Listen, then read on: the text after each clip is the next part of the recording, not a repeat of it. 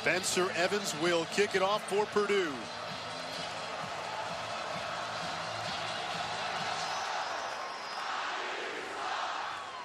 Michael Walker for BC. And Walker to the 32 as we say hello to Mark Morgan. Anish, thank you very much. This is the 4th straight home game for Purdue to start the regular season. The Boilermakers have lost all 3 by a total of only 8 points. And head coach Jeff Brom told us that his team's margin for error is very slim.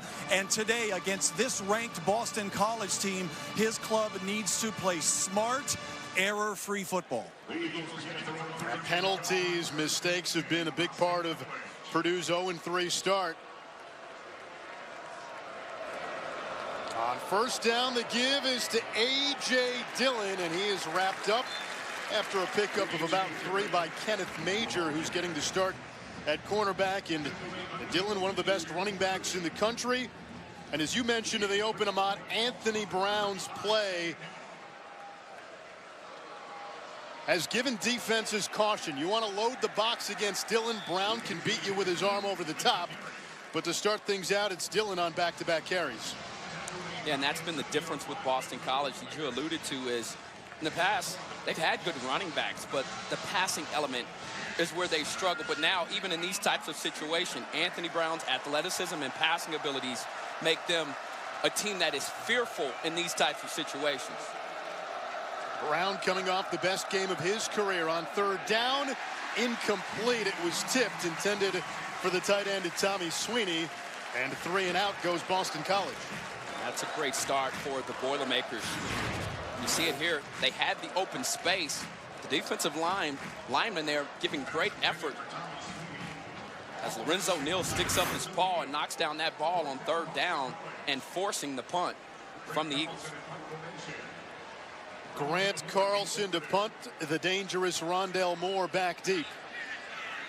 And Moore makes the fair catch. A flag is down.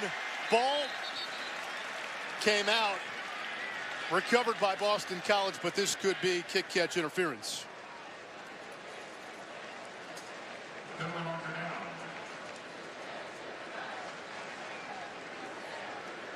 You have to allow the return man room to catch the football.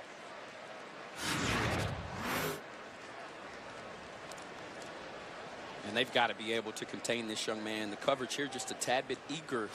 Moore, one of the best returners in the country. He's electric with the ball in his hand. Kick, catch, and interference. Boston College. On the kickers. 15-yard penalty being forced from the spot of the foul. First down.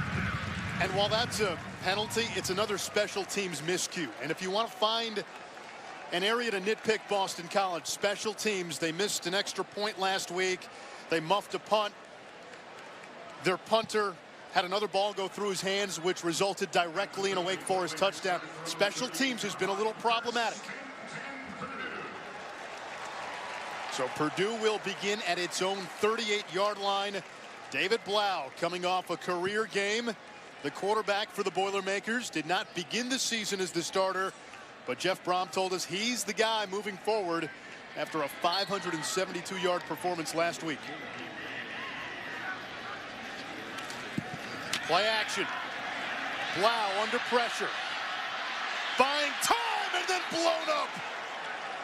Tanner Carafa, the nose tackle.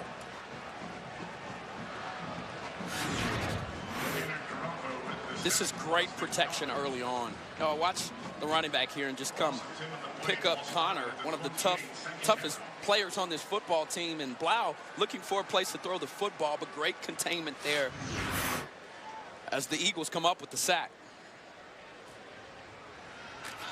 A run here on second down. A couple of nice moves by DJ Knox. And he's to the 35. It sets up third and long. As so much attention, Ahmad, given to Boston College's defensive ends, Wyatt Ray and Zach Allen. Go figure, it's one of the tackles inside. Carafa getting the quarterback on that first play. Empty backfield here. Purdue 45% on the young season on third downs. A four-man twist by BC. Blau over the middle. Intended for his tight end, Cole Herdman. He makes the catch. And there's a flag down at the end of the play. Looks like it'll be pass interference on the defense, but what a dart here from Pass interference. Wow. Defense, number 13. Penalties decline. Result of the play. It's a first down. That ball was thrown with pinpoint accuracy as Connor Strahan, who was actually in coverage, called for the pass interference. And, man, that ball was put in the prime location, and the tight end goes up and high points the football for a big third down completion. Now with the BC 40. Blau last week set the Purdue school record for passing yards. Second highest total by a Big Ten quarterback. Blau again to the air. Hit by Allen. Throws it into coverage. Nearly intercepted. Broken up by Brandon Sebastian. Hamp Cheevers was there as well. Intended target was Terry Wright. You know, watch this hit from the All-American Zach Allen, number 2. He just completely upends Blau. Did not buy the fake, and boy, did he take a shot. And then if you're here in the secondary, you've got to make this play well covered on the back end. But you'd like to see them come down with the interception, as Brandon Sebastian had the best shot to haul it in. Here is Knox. He's been their leading rusher through 3 games, and he's able to pick up 3.5. Knox came in averaging a Big Ten best 7.2 yards per carry. Yeah, and for the Purdue offense, they've got to start fast and finish, and they've done that. And if you're Boston College, they've got to dominate on third down. You see the big third down completion for the Boilermakers already. They can't let that happen if they look to stop this offense. Empty again here on third down.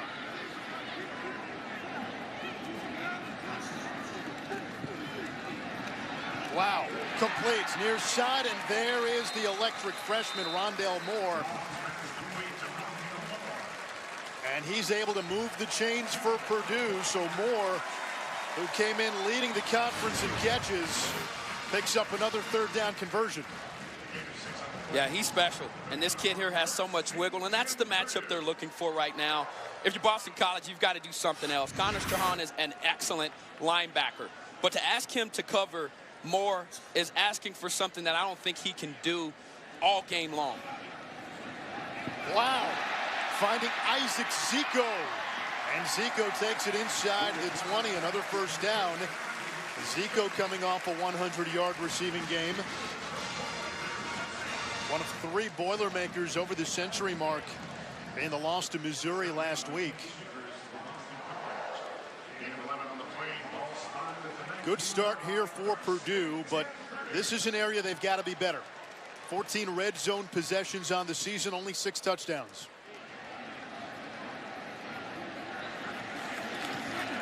Jared Sparks on the jet sweep. And Sparks takes it down to the 10-yard line, close to a first down. In that loss to Mizzou, it was Sparks who had a touchdown that would have put Purdue ahead, but it was overturned. And that ended up deciding the game. Purdue had to settle for a field goal. Missouri got the ball back, marched down the field, and kicked the field goal as time expired.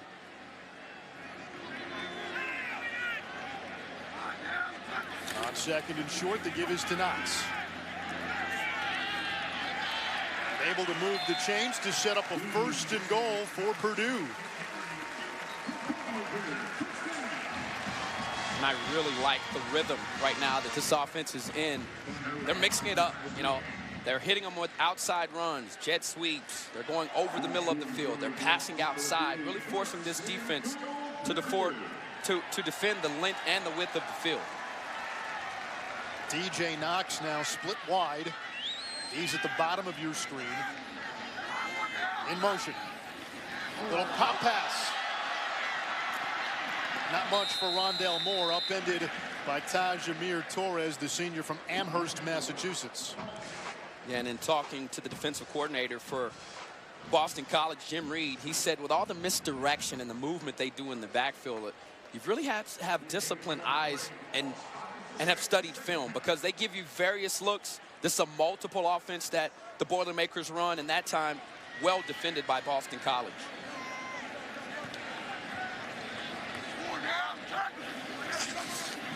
Gibbons to Knox. Lost the football. Was he down first? They say he was down. It'll bring up a 3rd and goal. Tried to extend while that knee was down. And Purdue will hang on to the football. You can see that left knee hit the ground first before this ball is jarred loose by the ground, reaching for that extra yardage.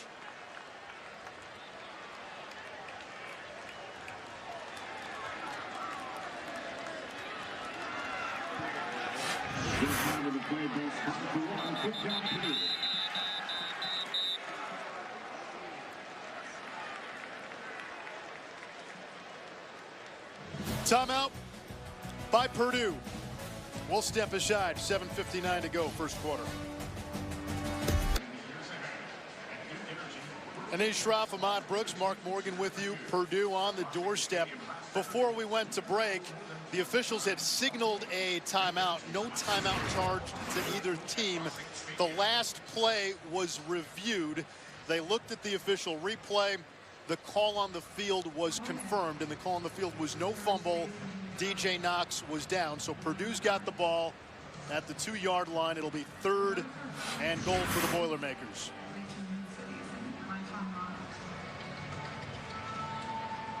David Blau, the quarterback for the Boilers, did not begin the season as the starter. Elijah Sindelar did. Sindelar struggled in the first game against Northwestern. Blau came on in relief. Blau started the last 2 games, and he was sensational last Saturday right here against Missouri. 572 yards, breaking Curtis Painter's school record for passing yards.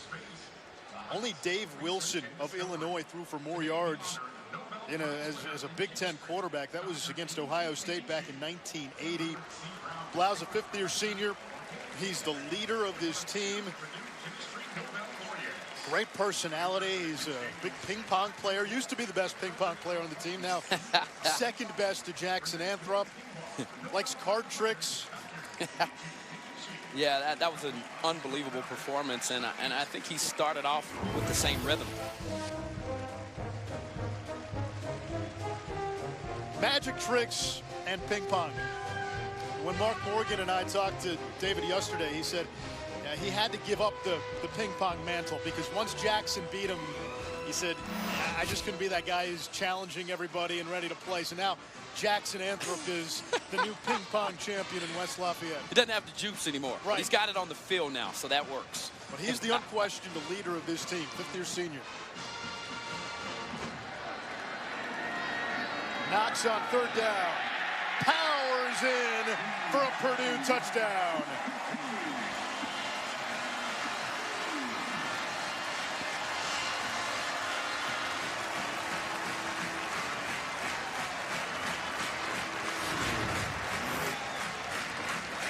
What an excellent cut. You get penetration on the defensive line for Boston College. And it was that sudden acceleration and cutting ability there of Knox that allowed him to squeeze in that hole, get upfield. Great job of getting his pads forward and punching one in the end zone.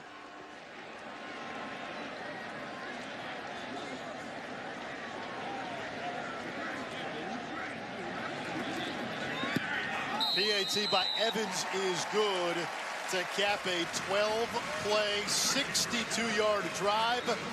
A couple of big 3rd down conversions. And DJ Knox with his 3rd rushing touchdown of the season, giving Purdue the early lead on homecoming day here in West Lafayette. Who would have thought?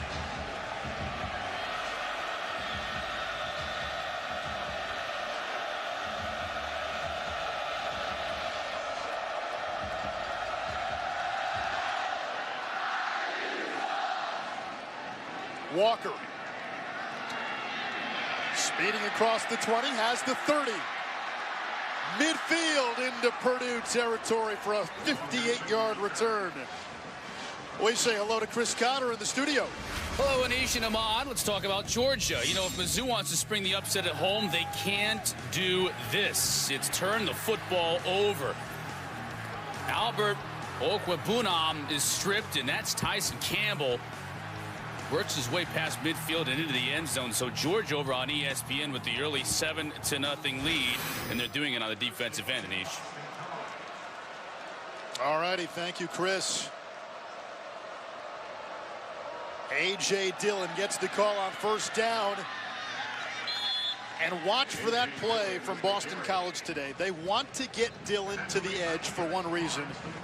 They want to see if the other team's cornerbacks can tackle him. Yeah, and that'll be a tough task for sure. And for Boston College, keep feeding that animal. And if you're Purdue, limit the explosive plays, particularly in the play-action pass game. Dillon tripped up by Derek Barnes, who had a career-high 13 tackles last week. And that is not easy to do. You know, Dillon is a thickly built individual, lower base, power base, which allows him to run through those types of tackles. Just a great effort there, wrapping up from Derek Barnes, forcing them in the third and medium situation. This may be four-down territory for BC. Brown, plenty of time. Threads the needle and completes to Kobe White for a first down. Now, part of the problem defensively for Purdue, we saw it there, no pass rush. Yeah, but this is also the reason why Anthony Brown has taken the next level with his passing ability. He stands tall in the pocket, and this is a very small passing window in East. They only had a four-man rush, but watch where he puts this thing in between two defenders for the first down. On the jet sweep, it's Jeff Smith. Speedy wide receiver who was a former quarterback, and he picks up 6. Smith had a big game last week against Wake Forest. 6 catches, 145 yards, a couple of TDs. Dillon now on second down. Muscles his way for a first down. 6 foot, 245 pounds, and a cold fusion of finesse and force. Yes, he is. I like the description there, and couldn't be more accurate.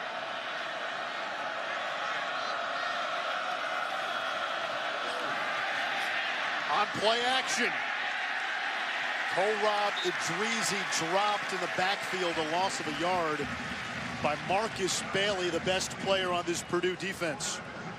Great recognition. He really squeezed down that space there and got up on that tight end rather quickly, which led to a tackle for loss, and that's extremely hard coming from that depth of the field to make that play.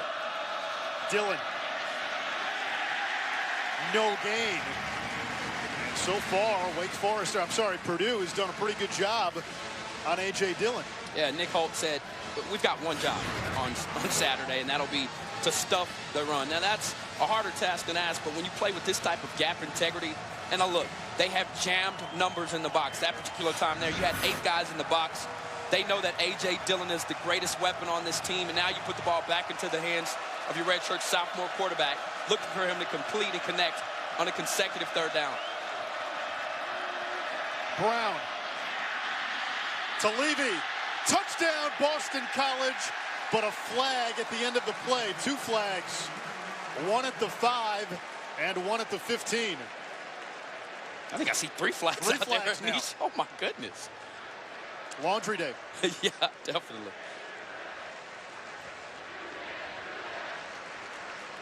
I don't know what the call is here, but great call there from the offensive coordinator. And if this does go against Boston College, this will...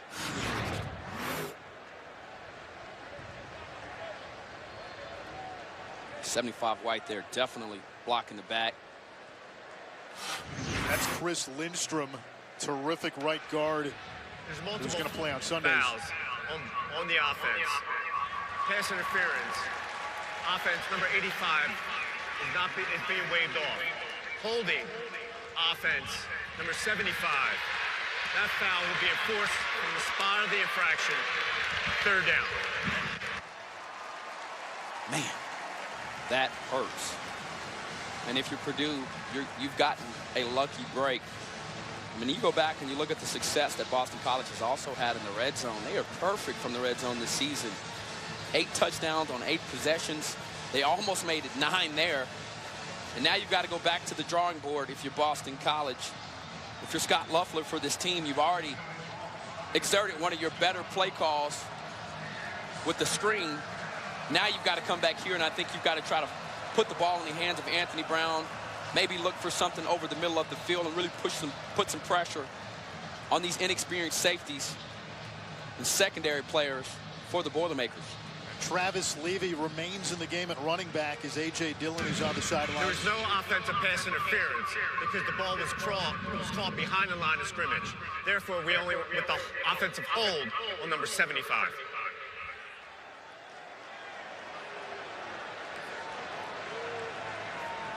And Brom appears to be looking for the for the interference call.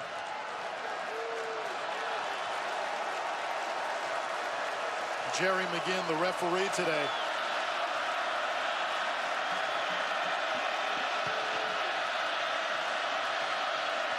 On third down, Brown to the air. End zone, touchdown, Tommy Sweeney, the tight end. Yeah, it seemed obvious to me, and I think when you study the Boilermakers on film, they are looking for answers at the safety position, and you heard me right before this play. Look for something in the middle of the field, get Anthony Brown involved. This is where this kid's game has really taken off. His accuracy, his ability to look off safeties, find those windows, and then jam a ball in there. And the tight ends for Boston College are now deep. They can go 4 and 5 deep with you and under this offense. That really helps them and benefits them in the long run. And the PAT by John Tessitore is good. Tommy Sweeney had only one other offer coming out of high school, FCS Delaware. He's now one of the top tight end prospects in the country.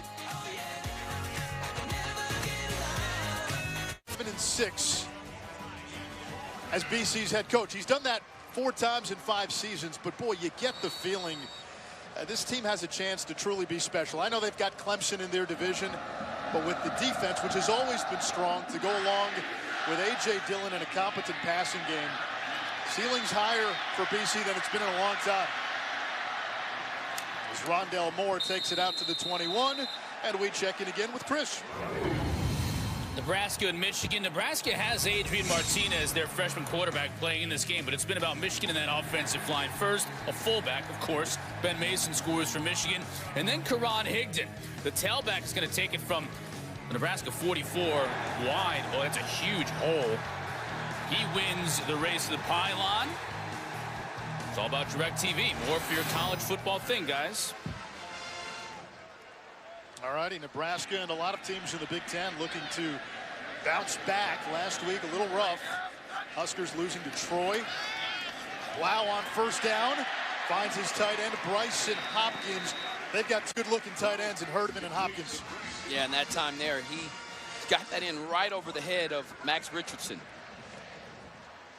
College football all season long on ESPN+. Start your free trial today by downloading the ESPN app. Markel Jones into the game at running back for the first time today. Jones ranks in the top 10 in Purdue history and career rushing yards. And he gets the call. Team's leading rusher in each of the last 3 seasons, only a yard. Carafa on the stop. And Carafa is off to a good start today. He's really been jamming up that middle from that tackle spot. Plays that 3 technique, and Markel Jones will have to watch out for him today. Carafa, a converted D-end, had to really bulk up to play on the interior of the line.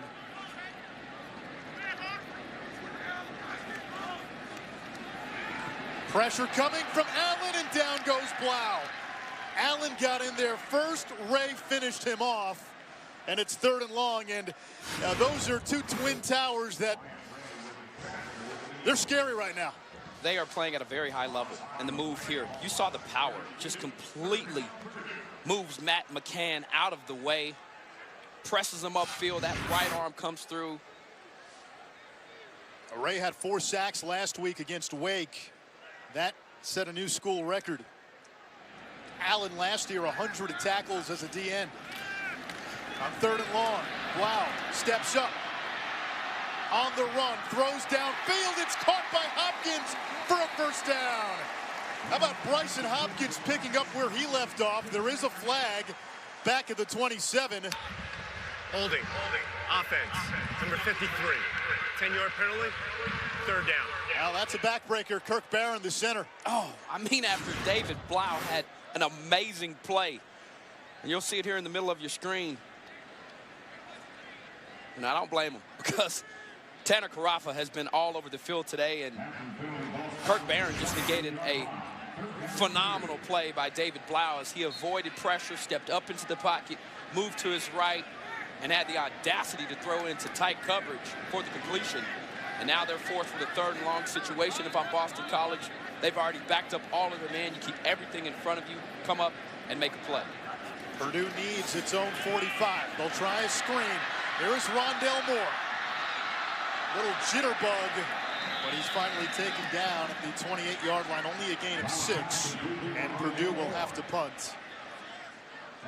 Rondell Moore in his collegiate debut in front of a national audience on a Thursday night against Northwestern set the single game Purdue record for all-purpose yards. Welcome to college. Yeah, he's special. He's got it, and and he's a type of game changer and game breaker you like to have on your team with the ball in his hands. Only a freshman. Crown jewel of Purdue's recruiting class as Joe Schopper will punt it away.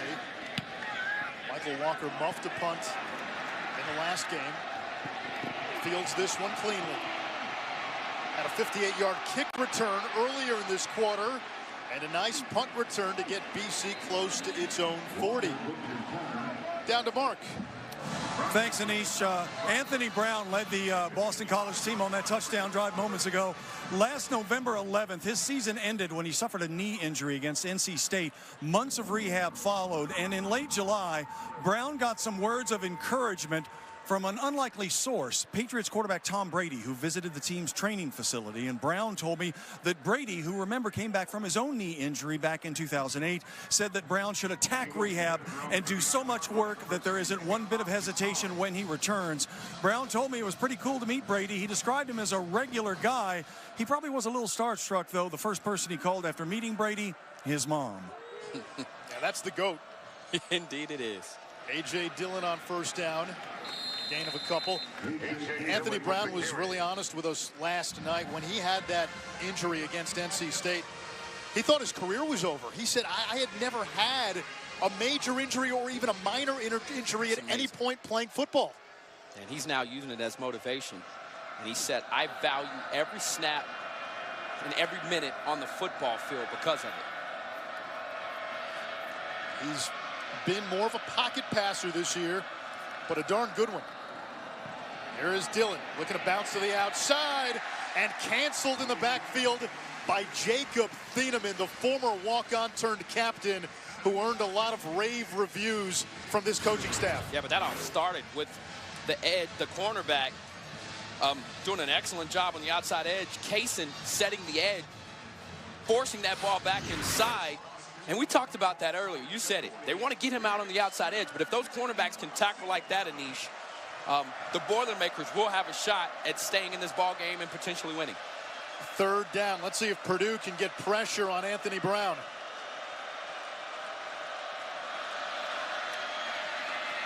Brown under pressure. And Bailey brings him down at the 35-yard line. So that time they brought a couple of extra rushers, and Bailey gets the sack. Quarter number one comes to an end. Purdue scored on its opening drive. Boston College with a touchdown to the tight end, Tommy Sweeney. Tied at 7. The Purdue Boilermakers student section. The Breakfast Club already on the national watch list. Go to ESPN.com/Taco Bell to see how your school can compete. Boston College will punt it away to begin the second quarter. Rondell Moore near the sideline. He'll step out of bounds at the 30-yard line. First quarter observations, Ahmad, we were talking in the break. Purdue's defense looks a lot better. They do. And one of the concerns heading in for the defensive coordinator, Nick Holt, was the tackling and the missed assignments. Last week versus Wake, poor communication in the back end. They let a guy run wide open and free, and they weren't able to tackle in space when they needed it. And so this week, it's been completely different. Not only are they tackling one of the best running backs in the nation in the open field with effectiveness, and they're really getting after it. I mean, they set the tone. with the first 3 and out when Boston College came out, and they've continued to play well.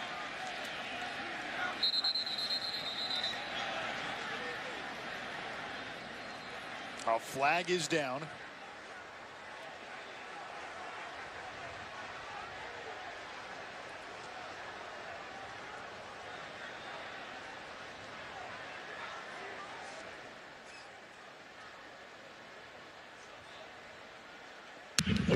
There's no foul for a delay of game. First down. Are you allowed to flag an official? Oh, boy. It happens. It does. I'm glad they got it right.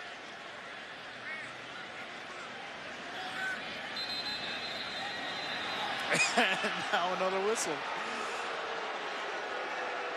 Yeah, Kirk Barron, the center, throwing his hands up. What's going on? Oh, they love these little Yalta conferences, huh? And Jeff Brom, head coach for Purdue. Game clock is correct.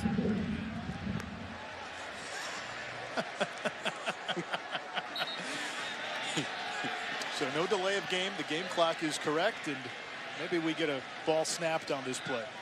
There we go. David Blau to the air. Underneath, Rondell Moore bounces off the tackler, and there he goes. Moore will take it all the way.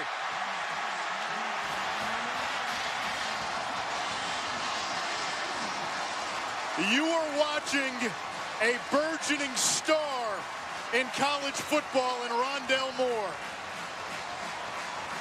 This was big time. And one of the things when the coaching staff describes his talent, and let's just watch and make sure his knee is not down here. No, he kept it up. But the ability to be able to take the hit from Will Harris, and I'm assuming here,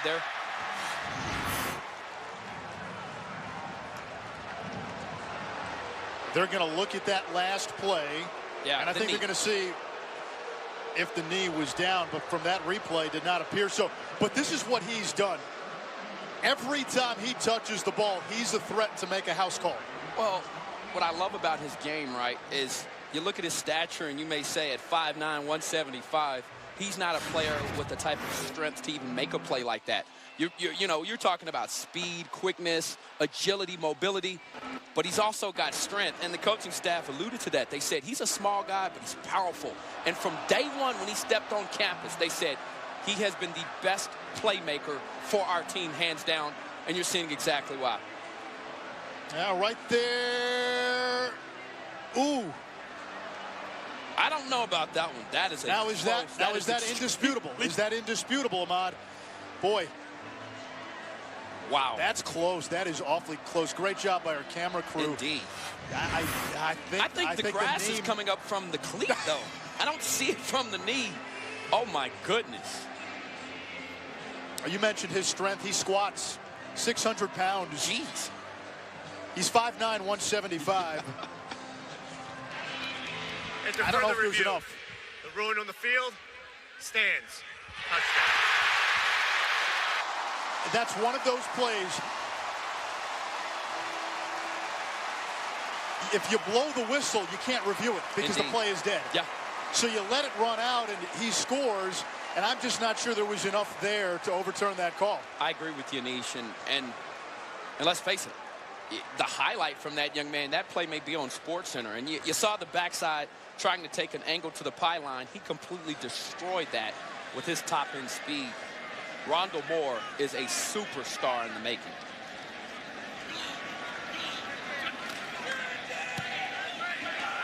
PAT hits the upright, no good. And Purdue has to settle for 6. Rondell Moore played his last 2 years of high school at Trinity High in Louisville, where his head coach, Jeff Brom, played.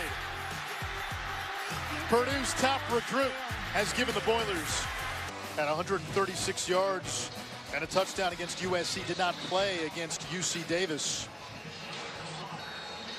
Speaking of that, he was one of my leading Heisman candidates headed into the season, and guys like Jonathan Taylor and A.J. Dillon, in my opinion, have since surpassed him. It'll be good to see a Love back in action.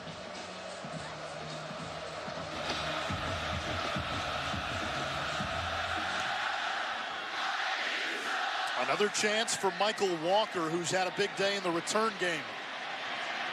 Walker across the 40, and another big return by Walker. That's 41 yards. And BC with good starting field position as we say hello to Chris once more. All right, guys, over on ESPN, Larry Roundtree III from Mizzou is going to power this into the end zone. That's the first rushing touchdown given up by the Dogs this year. Georgia's added a field goal. It's 10-7 right now. UGA on top. Over on ABC, Notre Dame at Wake. Jafar Armstrong breaks to the outside for the Irish.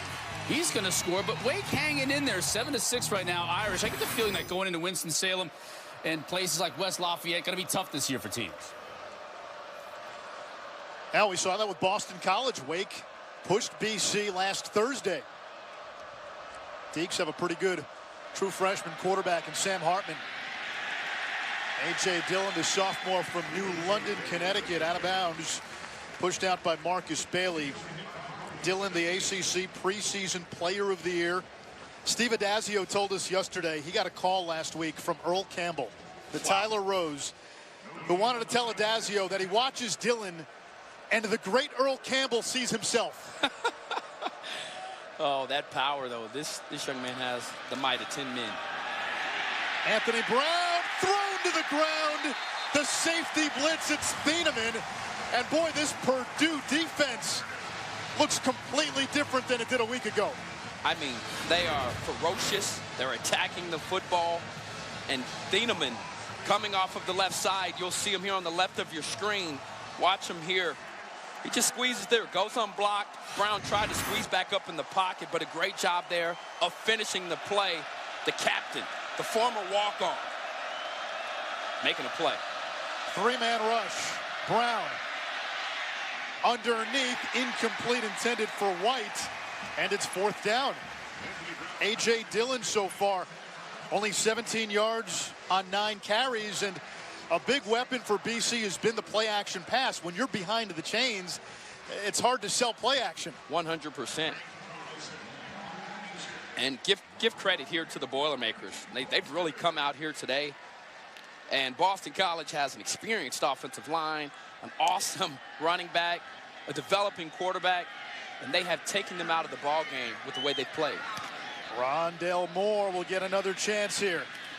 This one bounces, so maybe he won't get a chance. It's picked up by BC at the 36-yard line, a 31-yard punt. No return. The momentum with the Boilers. They lead by 6. Can't forget Steve Harvey. Now bang the drum. If you're the Boilers, they've got a 13-7 lead. The defense has been terrific so far. And David Blau on the offense with another chance. They'll begin at their own 36.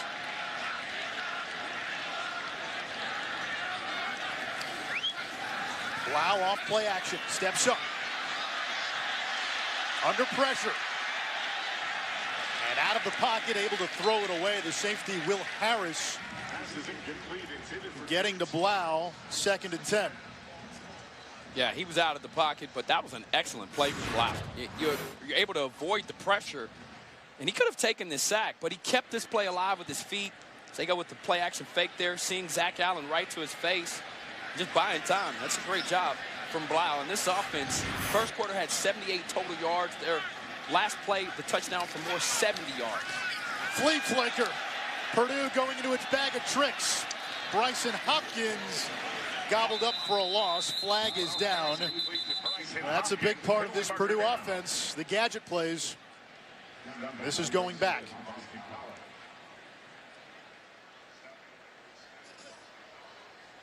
Yeah, it looked like Shane Evans.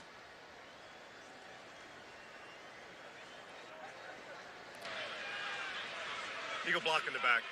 Offense, number 75. Penalties decline. 3rd down. Penalty was on Shane Evans. It's declined. Evans came back from offseason shoulder surgery to start last week, and now Purdue was able to move around its offensive line a little bit. Dennis Edwards at right guard. Matt McCann getting to start at right tackle for the 2nd straight week. 3rd and 13.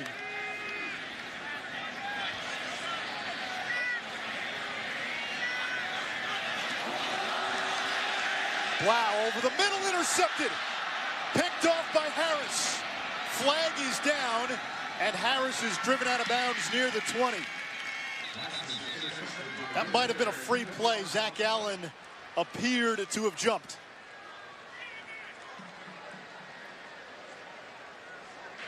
Offside. Defense. Number 2. 5-yard penalty. 3rd down. Oh, man. That's one of those ones. And, you know, in Zach Allen, he is going to make a lot of money at the next level. One of the top NFL prospects trying to get a jump on this football. And you'll see him here at the top of your screen, number 2. Just right there. And negated a big-time play as Will Harris did an excellent job of reading Blau in the middle of the field. And now you're and it's still in the 3rd and long situation where Blau will have to come back here now and try to make up for what would have been an interception. 3rd and more manageable. Allen trying to get a hand on Blau, who slides, and he's going to be short of the 1st down. And a flag at the end of the play, and this is going to be against BC. Might get a late hit here on Harris.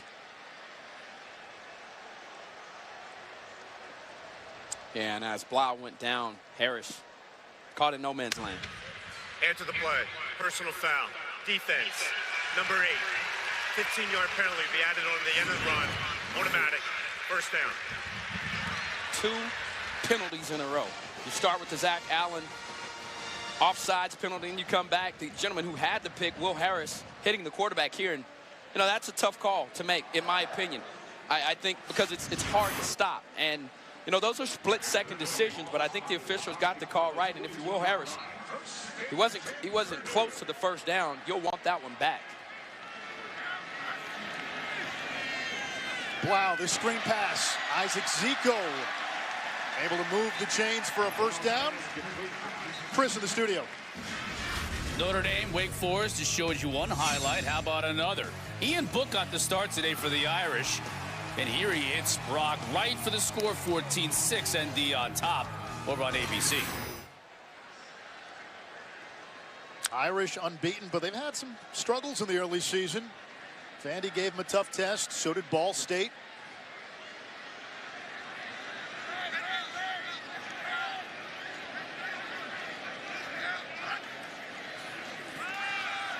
DJ Knox tumbles down after a 3-yard gain. 2nd down. You saw Purdue changing up the play there. And a lot of times what Purdue will do, there's a little gamesmanship going on. They're hoping the defense reacts, and they can then pick up some defensive signals for the 2nd half. Yeah, it's brilliant, you know, and I'm sure more teams will go to that if they haven't already done it. It's just a great way when you do those check with me plays to glance to the Boston College sideline and see if you can get a beat on their calls. Blau floats one for Moore. A lot of contact. Moore got tangled up with Torres. No flag. A good no call. It's 3rd down. Yeah, Torres there wanted the pass interference on the wide receiver as he was tripped up, but it was excellent coverage. And Blau trying to find the back of the end zone here, and you'll see the end of the play here. Excellent coverage from Torres. He's over the top of Moore. You're going to side with the DB every time. Perhaps. I am a former DB. You know, you can't touch the wide receiver, but they can trip you. Right. It's a metaphor for playing defense in 2018. Play clock winding down. Jeff Brom calls a timeout. Big 3rd down coming up for the Boilermakers. They've got it at the 28-yard line. 3rd and 7 Purdue when we come back.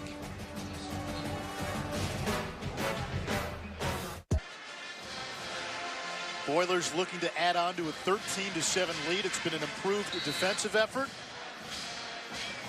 And David Blau has been able to make some plays with his arm and others extending plays with his feet. Here's the blitz. Blau nowhere to go. Driven back. Strahan and Allen in the backfield. 4th down. And that drives Purdue out of field goal range. Wow, I tell you what, Strahan, this is why this young man will get a shot to play at the next level. Beautifully timed blitz. And the defense ate up blockers and Purdue, before that, was 3 or 4 today on third down. The only one they had missed was 3rd and long. And coming into this game, right, they are 20% on 5 yards or more, but under 5 yards, they are 88%. That's where they struggle. The defense for coordinator Jim Reed knew that. He decided to heat up the pocket, and it worked, perfectly executed. Fair catch made by Walker inside his own 10-yard line. Extra Yard for Teachers Week is a week-long celebration of teachers led by the College Football Playoff Foundation through its Extra Yard for Teachers platform. Visit the College Football Playoff Foundation website at www.cfp-foundation.org to learn more about Extra Yard for Teachers Week and see how you can get involved. There is one teacher in the stands who has had an incredible impact on Boston College's A.J. Dillon. Mark Morgan is standing by with her. Anish, thanks very much. I am with Jessica Campbell. Jessica, good to see you. You're a teacher, lifelong teacher, right? AJ has spoken effusively of you to us over the last few days about what you have meant to him, how you had multiple jobs, getting up at 6 a.m., making sure he did the right thing, did his homework. How does it make you feel when you hear the way your son essentially says, I am where I am today because of my mom? Oh, it's so humbling. It's nice to know when you raise a good boy. That's what you hope. You know, the football is great, but when you're inherently a good person, that's what you strive to do. I'm very lucky. We have a wonderful, wonderful team in New London, Connecticut, and I'll stand out.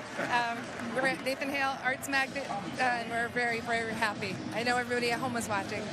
and your father is Tom Gatewood, former Notre Dame All-American. He's in the College Football Hall of Fame. So you knew something about football when AJ was growing up to kind of help him. I heard you did wind sprints at 5 a.m.? Yes, we did. I learned a little bit. You know, when your kid is so passionate about something, I think you find out about it. And I'm raised in football, so it was a natural thing to do. If he was getting up, I was going too. He has spoken so much about what you have done for him. What has he done for you? Oh, he's done so much. He's made me very proud. He's worked very hard. His work ethic is something that I am most passionate and proud of. And I think he inspires others. And it's not been an easy journey, and it's not going to be. It's going to be a constant climb and fight. But like he says, every inch and every yard matters. So hope he accepts that mentality and uses that through life. So, Jessica, thanks so much. Good to see you. Thank you so much. Go Eagles. We spent a lot of time with A.J. Dillon and Anthony Brown last night, and when Dillon started talking about his mom, Jessica, he could not stop. The amount of pride, respect, love, and appreciation he has for his mother is just incredible.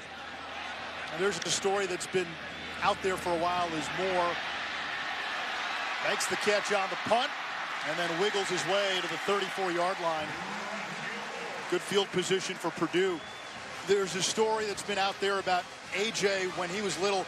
He wrote a 5-page letter to his mom asking to go to boarding school so he could compete against the best academically and athletically. And he ended up making a couple of promises to himself. He said, one, I told my mom, you're not going to pay for college. He's come through on that one with the scholarship to Boston College.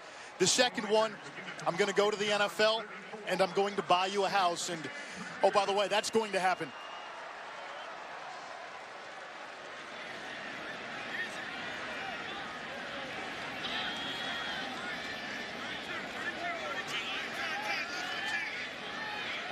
.8:38 to go here in the second quarter. Blau hands off to Markel Jones. He got a yard. Tackled by Zach Allen. Markel Jones majoring in professional flight technology, studying to become a pilot. That is awesome. And that defensive line doing a great job there containing Jones, as that was a team tackling effort. A lot of white jerseys around the football when it was handed off to him. Moore in motion. Blau finds Sparks. And Jared Sparks took a couple of defenders with him for a few extra yards. It sets up a 3rd and short, and that's really been the difference between both offenses today. Purdue has had more manageable 3rd downs. BC has not. You're right. And the way that they've been able to come out here and convert has been very impressive. Now, you know, you've got a 3rd and short situation, which opens up your playbook. You're able to hand the football off if you'd like. Get in behind that big offensive line and those tight ends. Jones has some running room. And Markel Jones thunders inside the 10-yard line. 1st and goal, Purdue. Excellent execution by the Boilermakers. And this play is actually designed to go left. As you see, the tight end pulling on that particular play. Exactly what they were looking for. They got in behind him and did a fine job of picking up the yardage they needed for 1st down. Wow. To Rondell Moore. Slips away, and Rondell Moore finds pay dirt again.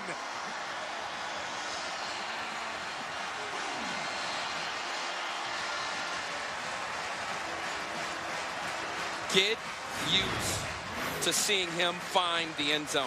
Here's the ISO here from Rondell Moore. You see him there, number 4. This is what you call a rub route. Extremely hard to get up and to contact him when those wide receivers are crossing at that level of the field. But once again, you saw him on his 70-yard touchdown run previously in the game. Run through contact. This time, he runs through a tackle. Despite his small stature, this young man has heart and strength. J.D. Dellinger hits the PAT after Spencer Evans missed the last extra point. We are watching a star continue to go supernova, and he is only a freshman. Rondell Moore went to Jeff Brahms High School in Louisville. Decommitted from Texas and chose Purdue for the electric freshman. And the Boilermakers with a 20-7 lead. Purdue came into this game winless. BC 3-0, ranked in the top 25. Miles Homan to kick it off. We have not seen Spencer Evans since he missed that PAT. Walker a little trouble on the handle and takes it out of bounds near the 25. A flag down at the end of the play. Walker with return. Penalty marker now.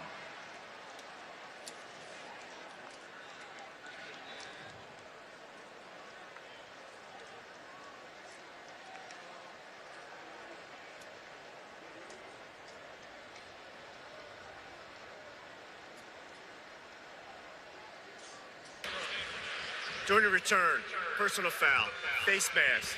On the kicking team, number 81, 15-yard penalty being forced from the end of the run, 1st down. Penalties on Darius Pittman, so BC will get a little better field position as we check in with Chris. Back to Winston-Salem, Wake Forest closing the gap against Notre Dame. Matt Colburn just fighting for tough yards inside, squirts through. 21-13, Irish on top over on ABC. Meanwhile, Michigan, if you're one of the top fullbacks in the country, why don't you just go to Michigan? Ben Mason's 3rd rushing touchdown of the day. They are destroying Nebraska. Meanwhile, Boston College having trouble moving forward in this first half. Only 46 total yards. A.J. Dillon with the reception, but a loss of a yard. Dillon has been held in check. And the deep passing game, which worked so well against Wake, has not been a factor today. Here's Dillon. Purdue's tackling has improved drastically. Marcus Bailey on the stop. And this has been the story for BC. 3rd and long. It seems every time they get the ball, it's 3 and out. This is not the ideal situation. And we're talking about an offense that was averaging over 500 yards of offense each game, averaging over 40 points a game. Struggling mightily here today.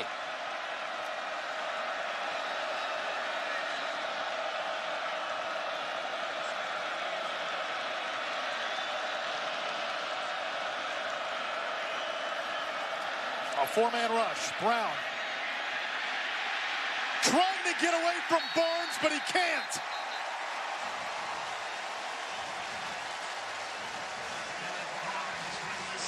We had a feeling Purdue's offense was going to show up. I don't think we saw this kind of defensive performance coming against a BC team that had been so explosive through 3 games. Yeah, because they hadn't put it on film yet. And today they showed up, and they've done everything right. I mean, you look at it, this is the 6th possession for Boston College. 5 of those have been 3 and outs. That is outstanding. And that stresses the defense. Remember, BC last week was on the field for 105 plays against Wake. Moore had trouble with that punt, but able to hold on. A 39-yard kick, no return. Monday Night Football gets preceded by NFL Sunday on ESPN. Comes your way at 10 a.m. Eastern. The story of Patrick Mahomes' journey from White House, Texas to the NFL. He is arguably the co-MVP of the league right now with Ryan Fitzpatrick. Plus, Randy Moss ranks this week's best catches from college football in You Got Mossed. Yeah, now, I know Rondell Moore, that wasn't a catch. It was a run after a catch, but can we insert that as a nominee? I'm going to do it. DJ Knox gets away from Allen and then upended shortly after by Tajamir Torres. Yeah, and if you're Boston College defense right now, you've got to take the challenge. Your offense is sputtering. They're not doing what they've been doing previously this season. Come back, get a takeaway, get a 3-and-out, something to charge up your sideline and get the momentum back to your ball club.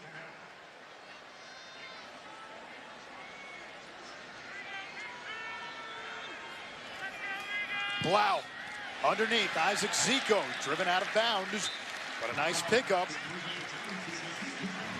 He's going to be close to the first down.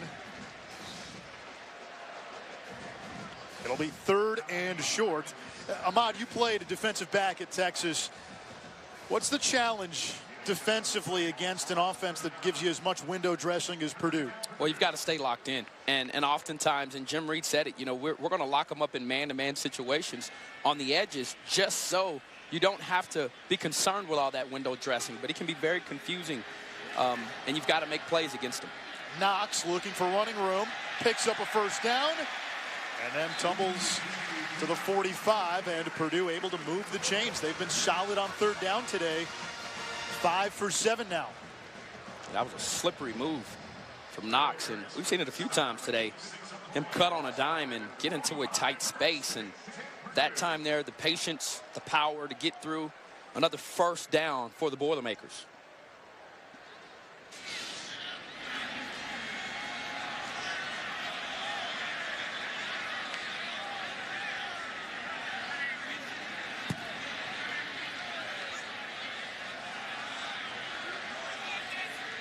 There's the pressure from the edge. Terry Wright makes the catch, gobbled up immediately by Hamp Cheevers. Again, Chris. Okay, guys, halftime's coming up in just a little bit. Emmanuel Acha will join me. We've been showing you highlights of Michigan all day, and for good reason. They are destroying Nebraska. Hopefully we'll have time to show you all the highlights from that game. Notre Dame's in a little bit more of a shootout in Winston-Salem, plus we'll preview what's happening tonight on ABC. That's Stanford and Oregon. It's coming up for the half, guys. We'll see you then. All righty. Thank you, Chris. 2.5 to play. Purdue looking to tack on to a 2-score lead, 20-7. It's been all Boilermakers in the first half. Blau downfield, nearly intercepted by the outstanding safety Lucas Dennis, who's got 9 career picks. Oh, and that was the one. That was the one that this Boston College team needed to really flip field position, give them a short field to go in and drive. Great anticipation. No doubt that Dennis, the young man from Everett, Massachusetts, is an NFL prospect. You see there the timing, just cut off that route completely. And now the Boilermakers forced in a 3rd down situation as this is another opportunity for them to convert, and they've been very successful today. I would expect some type of pressure from Reed. It comes from up the middle. Blau running for his life. On his feet, and finally sandwiched and taken down. Isaiah McDuffie with the sack. 4 sacks for Boston College, and the Eagles will get it back with 2 minutes to go. Yeah, they come with a 5-man pressure here and bring it right up the middle, as the emphasis oftentimes when playing Boston College is going to be on the outside edge with Ray and Allen coming off of the edge. And there, the Eagles able to get home base now, forcing a punt. The question is, what will this Boston College offense do with the football? Purdue letting the clock run down. Now Shopper to punt it away to Walker. Fair catch signal. It's made at the 20. About 1.5 minutes left 3 timeouts for Boston College. As Chris reminded you, we'll remind you again, Saturday night football, Stanford and Oregon out in Eugene. Bryce Love expected back for the Cardinal. One of the preseason Heisman favorites. He's been slowed by injury to begin this season. This is a Boston College offense that has thrived on big plays this season. Of their 21 offensive touchdowns entering play, 13 were on plays of 20 yards or more. Or go to the air on first down. Brown off the hands of Kobe White, 2nd and 10. Anish, and I thought watching film of this Boilermaker defense, they'd really struggled in the back end. The coverage has been tight, it's been timely, and they've done an excellent job of making sure that they are containing Boston College. They made a couple of changes. Kenneth Major getting to start for the 5th-year senior Tim Kaysen at corner today. That pass is tipped and intercepted. Kai Higgins, the big D lineman. That's his 2nd pick of the year.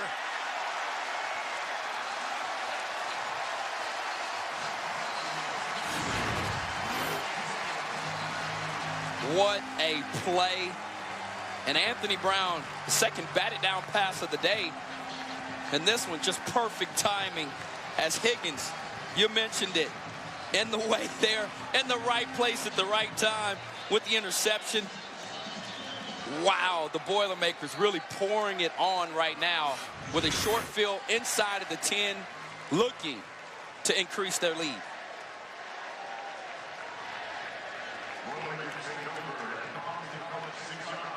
From the 6 of BC. Markel Jones, little stutter step. Trying to cut it back, nowhere to go. Pulled down by Ray Smith. Senior from Carlsbad, California, big run stopper, 2nd down and goal. Purdue has 2 timeouts. If Purdue gets 6 here, what a turn of events going into halftime. Absolutely, and then you start to get concerned about the fatigue of this Boston College defense. At this point, Purdue has almost had the ball twice as long as the Eagles, and it's hard to play defense when you're conditioned great or when you are fresh. It's a whole nother ball game when you've got to play defense and you're fatigued.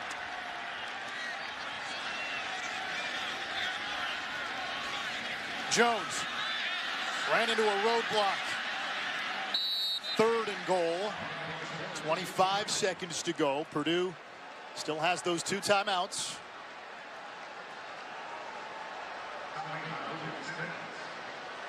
Clock continues to run, and now a timeout by Jeff Brom.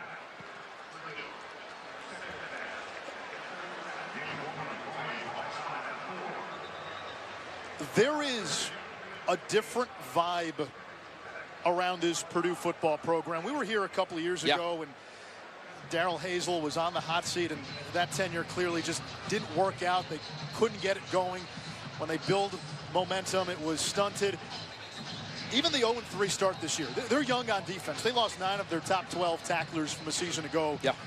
And I know they went to a bowl game. They finished strong, but rotating out quarterbacks, an 0-3 start, losing all those 3 games at home. In years past, you would have felt like the sky is falling. It just doesn't feel that way around this program. It does not, and I think you're absolutely right, and that optimism starts with Jeff Brom.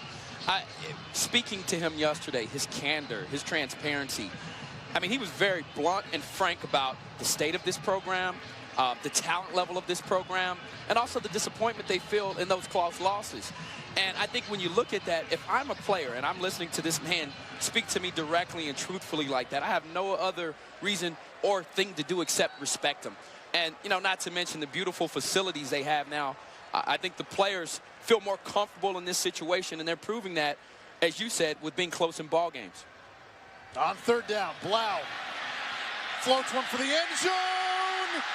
Incomplete. Hopkins could not hold on. Nice job there by Todd Jameer Torres to jar that ball loose. That almost was 6. Well, this defense, and Blau, once again, showing his athleticism, and the ball just slightly thrown behind him. What a last-second effort there from Torres to jar that ball loose. Or the Boilermakers would have gone up big into halftime. So now a field goal attempt by Dellinger. Spencer Evans, the starting kicker, missed a PAT. We have not seen him since. Chip shot field goal is good.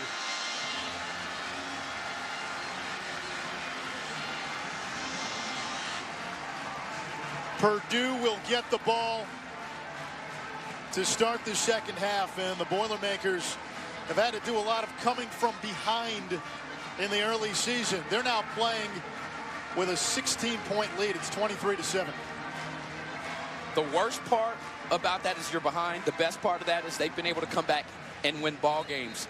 You know, Purdue has held Boston College to only 37 total yards. They have been suffocating, and the story of the first half for me, Anish, has been the way this team has played. They've contained A.J. Dillon. He's averaging less than 2 yards a pop. You look at Anthony Brown's numbers. He's 6 of 11, 1 touchdown, 1 interception. Now, those are meager numbers compared to what this offense was able to manufacture headed into this game. Boston College last Thursday against Wake Forest. 6 touchdowns, all of 27 yards or more. 525 yards of total offense. No plays of more than 20 yards for BC. They've been behind the chains, this Purdue defense, night and day from last week against Missouri.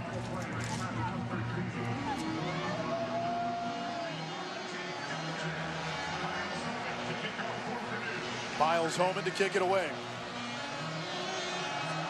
Squibber. Walker fields the ground ball. And that will take us to halftime. Purdue with a 16-point lead on a top 25 Boston College team. Time for halftime now with Chris Cotter and the crew. For the first time in a decade, talk of BC maybe being the second best team in the ACC. They didn't look like it in the first 30 minutes. Rondale Moore from his own goal line. 2 touchdowns in the first half, and he's subdued at the 10.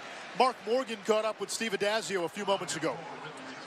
Coach, what concerns you the most right now, your offense or your defense? I mean, on both sides of the ball, we've done some of the dumbest things I've seen us do ever. You know, we've turned the ball over on offense and made some poor decisions. And on defense, we've let up some big plays. We gave away a nice interception down to the 10 with an offsides. We just got to go out and that's uncharacteristic football for us. We got to come back out here in the second half, take care of the ball, make plays, make good decisions, and we'll get ourselves right back in the second. Thanks, Coach. Thanks.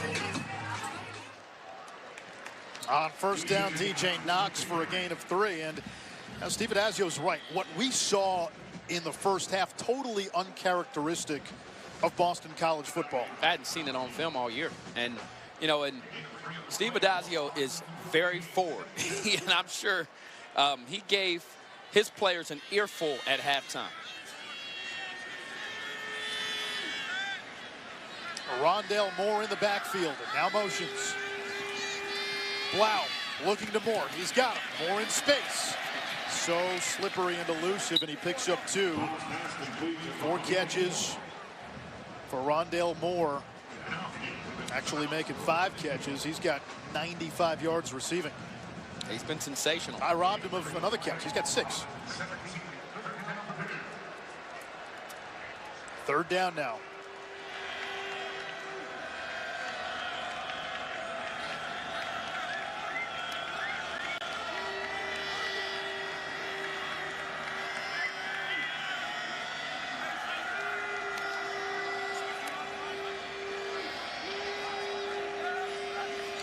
BC rushes 3. That's enough to get the pressure. Allen trips up Blau, running for the first down. And this is going to be close, but he appears to have the first down. They got pressure that time with both Allen and Ray, but we've seen Blau extend plays with his feet all day. This was a beauty. Watch his pocket movement here. I mean, this is just outstanding. He feels the pressure on the backside from Ray, who leads the nation in sacks, the spin move, but then the ability to get to the marker and get the first down. That was outstanding.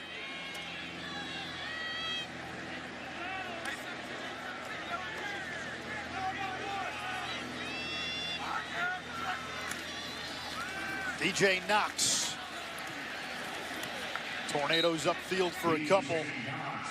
Knox 5'7", 210, fifth-year senior. Benches more than 400 pounds.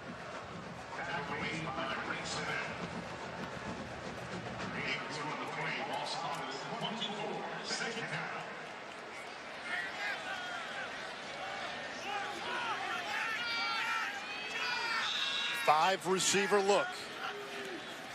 Blau gets rid of it quickly. And there is Moore once more. A gain of 6, third down.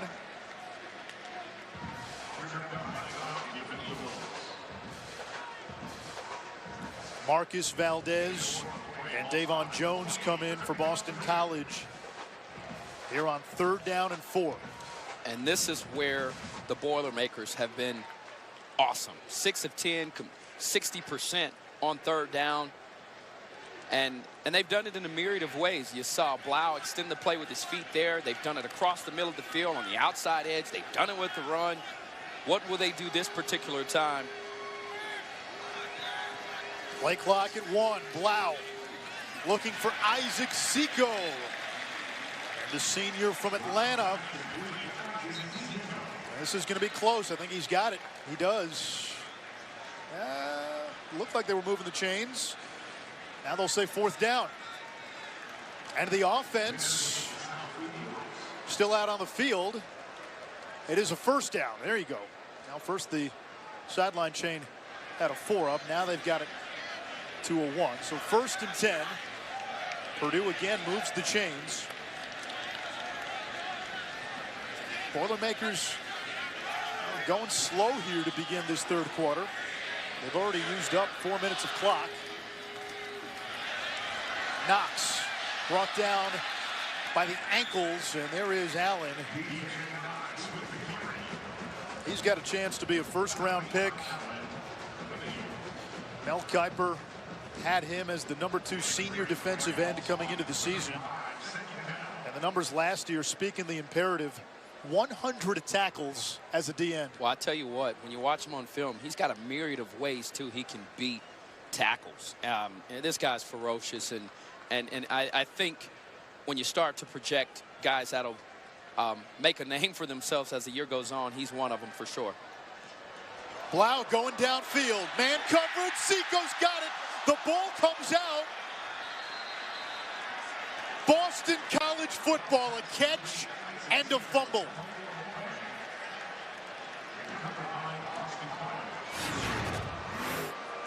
Look at this. What a beauty first and foremost from Blau. One-on-one coverage as they bring the safety blitz.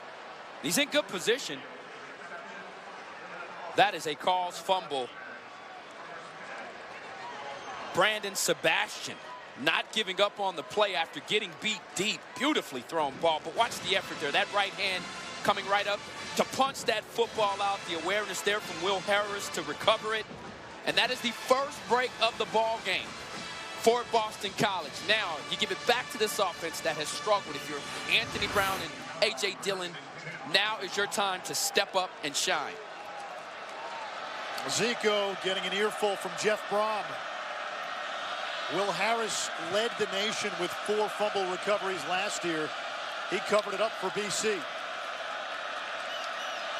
Anthony Brown to the air. Pressure. Ball batted down. And it falls harmlessly incomplete. That's Jacob Thieneman, the safety. He's been making all sorts of noise for that Purdue defense. Yeah, but that's the third batted down pass of the day for the Boilermakers. And if you're Anthony Brown, now you've got to change your arm slot. They clearly are trying to bring the blitz there.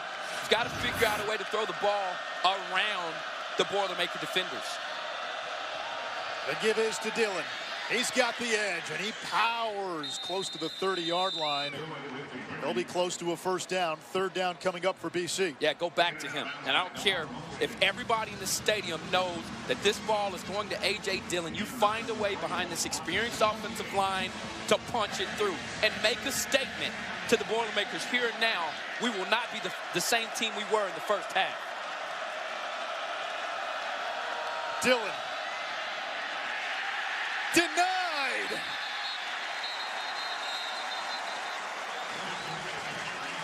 Now, we thought if this was a game fought in the trenches, it would be a big advantage for Boston College. You mentioned that offensive line. 5 returning starters, only Wisconsin with more experience up front. But this young Purdue defense has answered the call. And they're going for it. But give credit there to the linebackers, Barnes and Jones, who have been very active today. That time there, attacking the football. Do you like this call here? If it is a true call, and it is. Dillon up the middle.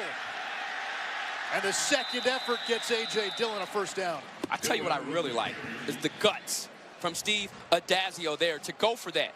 Because listen, the way that your offense struggled in the first half, you've got to build their confidence. By going for it on fourth down, you tell your players, listen, we trust you. We believe in you.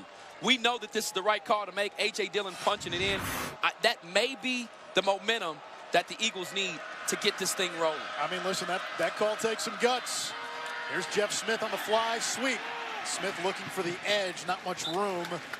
No gain. You don't get it there. Purdue's got the ball 10 yards from the red zone. Yeah, they've already owned you. That's a call. If you don't get that, that could be the ball game. Indeed.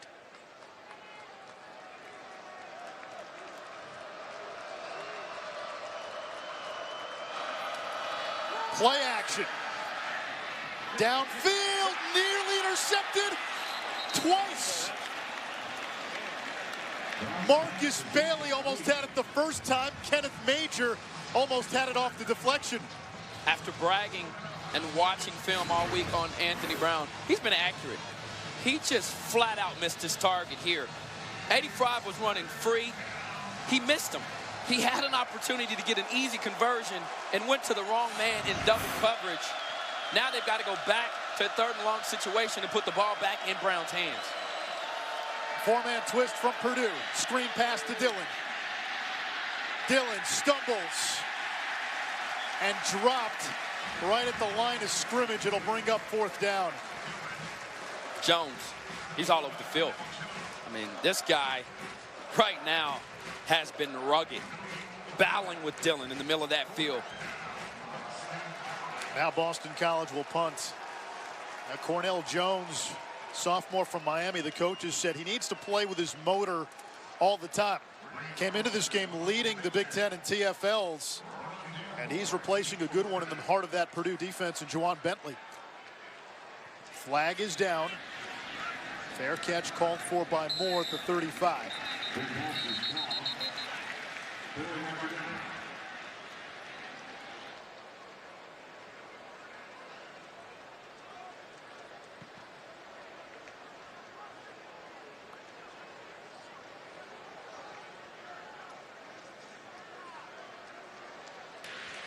Legal formation on the kicking team. More than 4 players in the backfield. The 5-yard penalty will be enforced from the end of the kick. First down. Timeout. Media. Purdue gets it back with a 16-point lead. Boilers in full control. Aid Stadium likes what it's seen so far. The home team with a 16-point edge. 23rd ranked Boston College. Purdue with the ball back after the penalty. The ball at the 40-yard line of the Boilermakers.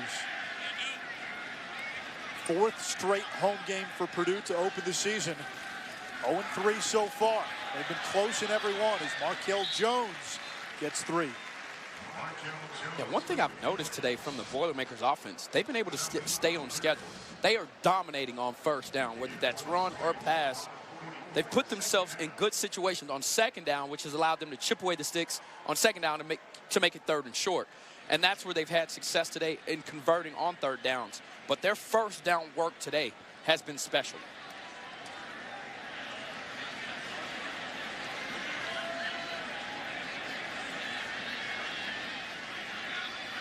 On second down, Blau. Pass is tipped. Oh, that was dangerous, but it falls harmlessly to the ground. Zach Allen got it in the air, and it's third down. And Zico might have made the play of the game. He bats this ball away. Watch Zach Allen here. You see the athleticism, the awareness, all on display. He almost comes up with an interception. That was dangerous, though, by Isaac Zico. You bat that in the air. Who knows who gets it? Blau is hit, throwing downfield, wide open. It's the tight end. That's Bryson Hopkins for a gain of 19. Hopkins building off the best game of his career. His third catch of the afternoon. Blau stood tall like a 7 feet tall giant. The pocket was collapsing at 6'1", 205 from Carrollton, Texas. He took the hit and put the ball on the money. And Blau continues. 18 of 24 on the day, 245 yards, 2 touchdowns. He's playing like a man. Blau pumps. Going downfield. Caught. Touchdown. Terry Wright.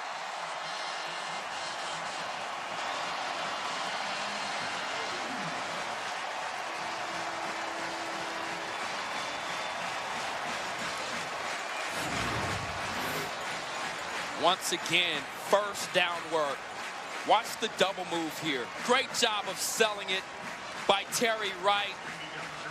And Brandon Sebastian bites on the bait. And the Boilermakers make the Eagles pay big with another touchdown. 30-7, Purdue.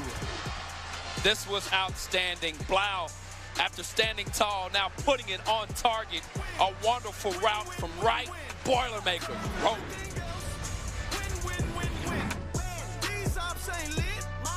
Great teamwork.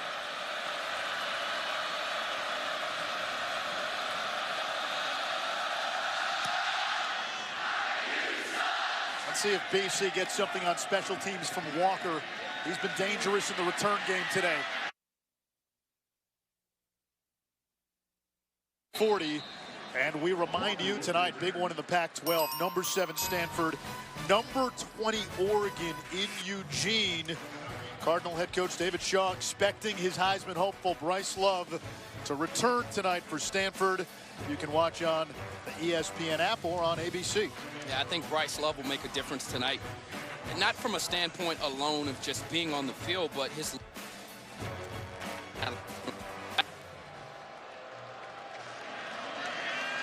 Boston College at a 3-point rejected. Brown has tipped again, and is it intercepted? It is by Purdue. Kewan Jones tipped it. Anthony Watts picked it off, and that's now 2 interceptions by this Purdue defensive line. And 4 batted down passes. And listen, I came into this ball game ranting and raving about Anthony Brown, who led the nation heading this game into quarterback rating. He came out, and today has been a completely different quarterback, partly because A.J. Dillon hasn't gotten going. He's averaging just over 2 yards a carry. But at this point, if you're Steve Addazio and you're standing on that sideline, you start to wonder, do I need to make a change? E.J. Perry is also there, who has looked good in his time when they've given him. So Anthony Brown today, I said it earlier, needs to change his arm slot, as Anthony Brown, man, is not having the game that he would expect to have. DJ Knox on first down, broke 1 tackle, and then goes lateral for about a yard. If you watched film on both of these teams for the first 3 weeks, and then you look at the scoreboard today, it's the equivalent of studying for a history test and showing up to math class. Great analogy. I mean, the performances of both teams couldn't be more further than the truth from what you've seen from film, but give the Boilermakers credit. They have kept pressing despite losing 3 early games by less than 8 points, and now they are just completely pouring it on the Eagles with defense and offensive efficiency. They're content to milk some clock now, shorten the game a little bit as Knox takes it inside the 35 as we check in with Chris. All right, y'all, time for PlayStation View, Multi-View. These 3 live games going on. We've got our game here on ESPN2. Meanwhile, on ABC, Wake trying to hang in there against Notre Dame. The Irish have been able to really get their ground game going on ESPN. Georgia's used defense and special teams to forge a 3-touchdown lead in the 3rd quarter, guys. All right, Chris. Here it's 30-7. Purdue looking for its first win against a ranked opponent since beating Illinois in October of 2011. Blau will run. Ray may have jumped. Blau out of bounds at the 20. He's got a first down. Couple of flags down.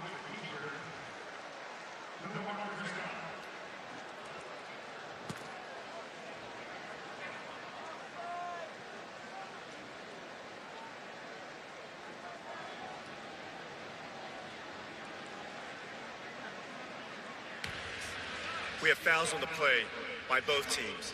Offside. Defense, number 11. Holding. Offense, number 12. Those fouls offset. Replay 3rd down. Now that's a break for BC because that was a free play that was negated by the hold call. And it was another great decision by David Blau, and he's been on fire right now. The mentality of this young man changed last week. And now you see he's continued to stay hot and to keep that momentum. And if he can come back here and convert on this 3rd down, this may be a better performance than last week considering the opponent. 5-man rush. Blau gets away. Hit from behind and a diving interception by Zach Allen. Tajamir Torres delivered the hit to Blau, and Allen acrobatically hauls in the football as BC gets the football right back. He almost had one earlier, and then he comes back. This BC defense doing everything they possibly can to fight Zach Allen with the pick. 475 per game. BC came into the game averaging almost 580 yards of total offense per game. But the Eagles have it back after the turnover. A.J. Dillon on first down. He's looking to get on track. There's Marcus Bailey. We've called his name a lot. Purdue's best defensive player with the stop. Yeah, he's made some key plays, and especially with considering A.J. Dillon being on the opposite side. And that was a nice first down run. Maybe Dillon can get something going here and bail his team out. Dillon bullies his way for a first down, close to midfield. Dillon just has not been able to get on track.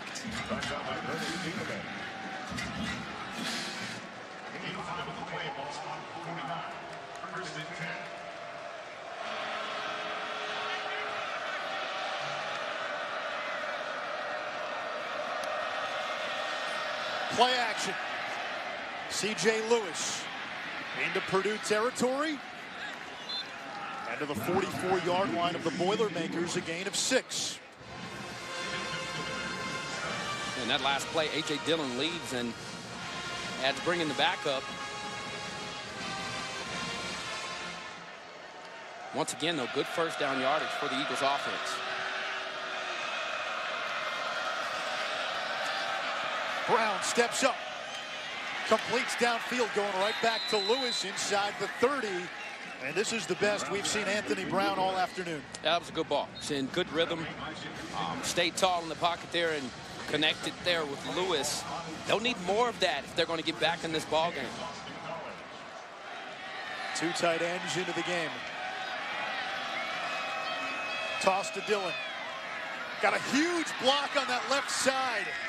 Chris Garrison, number 81, created a chasm for A.J. Dillon. Yeah, and then it was followed up by Aaron Montero coming in. Just watch this left side just cave in. Oh, my goodness. That is the type of blocking you see on film previously before this game. Dillon inside the 15. You know, part of the problem offensively for BC, this is the first game this season where A.J. Dillon hasn't been A.J. Dillon. He's the first domino for that offense. You're right. It allows them to get into their play action game, and then then you can pick your poison on the outside with one-on-one matchups. Now play action, end zone, intercepted. Antonio Blackman, the former walk-on, with his second career pick. And that's the third interception Brown has thrown today. Yeah, this one's tough. This is a very difficult play because Tommy Sweeney does not fight for this ball here. Third team All ACC last year. Watch him here. Just didn't give great effort there. And now the ball wasn't thrown great, but when your quarterback throws you up a ball in the end zone and you're 6'5", 250 pounds, do not let a smaller guy fight you and win for the ball. Now, it was a great play. And you got to give the Boilermakers credit. They've continued to make plays defensively, but there, I'd have to say Sweeney has to fight a lot harder to bail his quarterback out. Derek Barnes is the injured Boilermaker. Played well last week against Missouri with a career-high 13 tackles and able to get up and walk off on his own power. Ahmad, should Brown have thrown that ball into double coverage, though? Well, I mean, you're going at your 6'5" tight end who's preseason all-conference, one of your best offensive threats. And in the red zone, you like to look for your tight ends. You like to look for your larger targets. I can't say it was the wrong decision. Could the ball have been thrown in a safer location? Absolutely. Blackman read it well, reacted well. And at the end of the day, the boy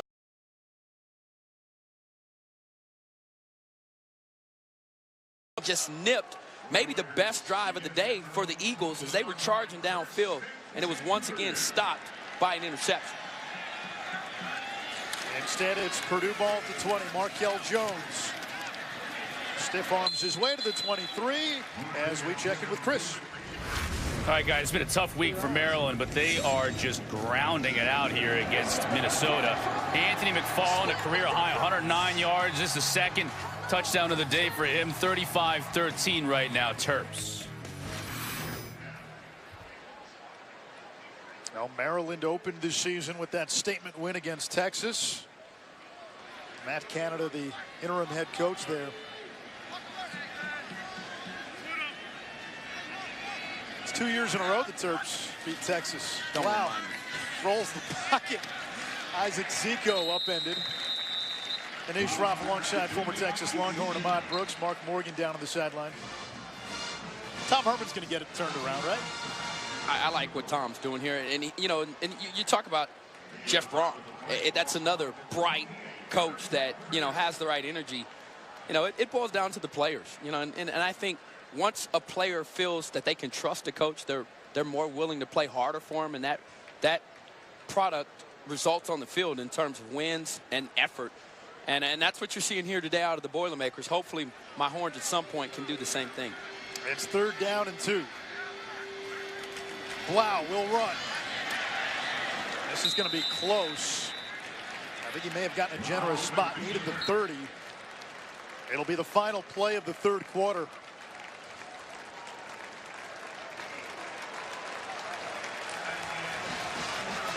Blau picks up the 1st down.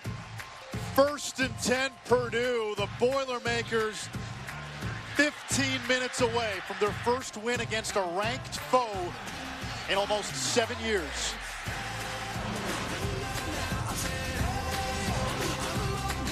Their toe in non-conference, and we thought again BC might be the 2nd best team in the ACC outside of Clemson. Do you still stand by that and see this as an aberration, or do you say, hang on, let's pump the brakes? It's hard to. And, and I must say that I was one of those. Yeah, I was one of those people who was convinced by what I was seeing, because the defense had 11 sacks on the year and you've got 7 interceptions. But the most surprising thing was their offense and the way that they were able to score points, averaging 40 points a game. They've come out here today and they've been non-existent. This has not been complimentary football. Even the fact that you come out here in the second half, your defense gets 2 turnovers, and you do nothing with it. You heard them say the last play is under review. If you don't remember, that was a run where David Blau appeared to get close to the 1st down marker. It was ruled a 1st down, so they're going to check the spot. I'm sorry. Was that the play, Isaac Zico? No, that was not the play. It was David Blau running, and it appeared again that he had the first down, got a good spot. It was ruled a first down, and they're just going to double check the spot to see if it is indeed a first down. Now, if it's fourth down, you know, you ball at your own 30, 23-point lead, you kick it away, right, Ahmad? Absolutely. Yeah. I think you want to make them drive the length of the field, something they haven't been able to do all game long. And now you start to really worry about this Boston College defense, Anish. Time of possession at this point, 29 minutes for Purdue. Compare that to 15 minutes of possession time for Boston College. And here's that play that you were talking about. Where's the ball when that knee goes down? Another tough call to make for the officials. And to further review, the runner was short to the line of gain. The ball will be placed at the 29.5-yard line, fourth down. That's a big game changer here. Yes, it is. Yeah, and you see Jeff Brom, he knows that he's sending out his punting unit, and I think this is the right decision to make. Put the ball back in the hands of Anthony Brown and this offense that has looked inept and inefficient today. Steve Addazio last week, special teams struggled. Michael Walker has been strong in the kick return game. Can he give BC a boost in the punt return game? Former high school quarterback from Naples, Florida, retreats. Lets this one bounce, and it's down inside the 20. Nice punt by Shopper. Back to Bristol and Chris. And we're going to go back to Columbia, Mizzou, and Georgia. Not only do we see this every week, but we see it every week from Georgia. Here's Jeremiah Holloman taking it into the end zone, and he drops the ball before he crosses the line, but they reviewed it and gave him the touchdown anyway, but that was close. Meanwhile, here comes North Carolina. This game is pretty crazy, North Carolina and Pitt. Jordan Brown scores 28-all between the Heels and Pitt, guys. 30-7 Purdue here. A.J. Dillon. He just has not had a ton of running room today. 19 carries now, 59 yards. Dillon came into this game averaging 144 yards per game.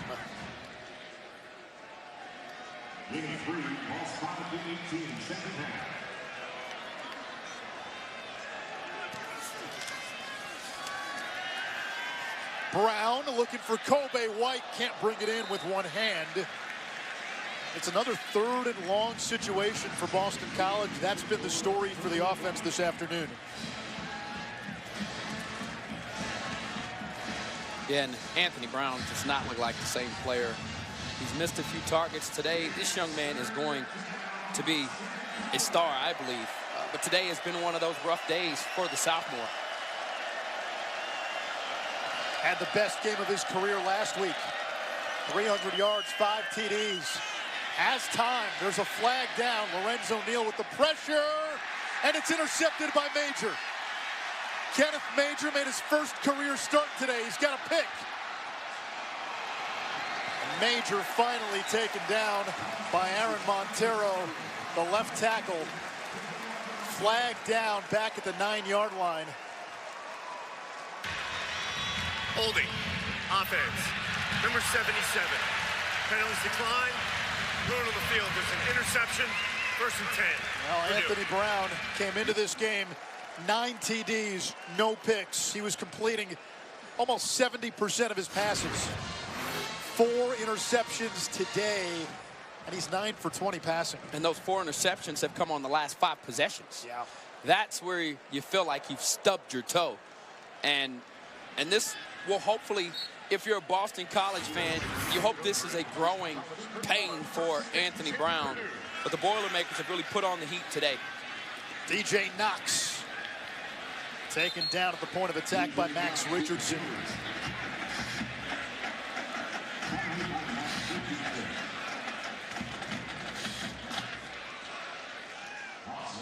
Now this game has a up is down, down is up kind of feeling, doesn't it?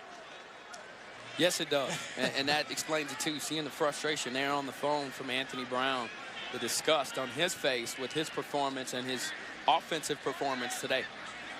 You did bring up the point yesterday, though.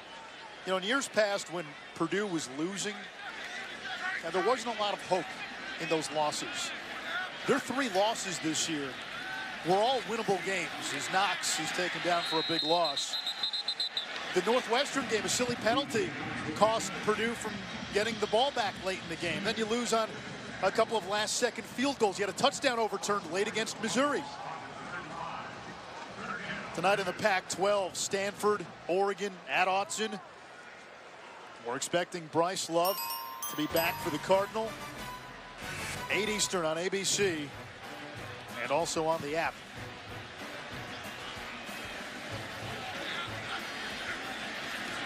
Here's Knox.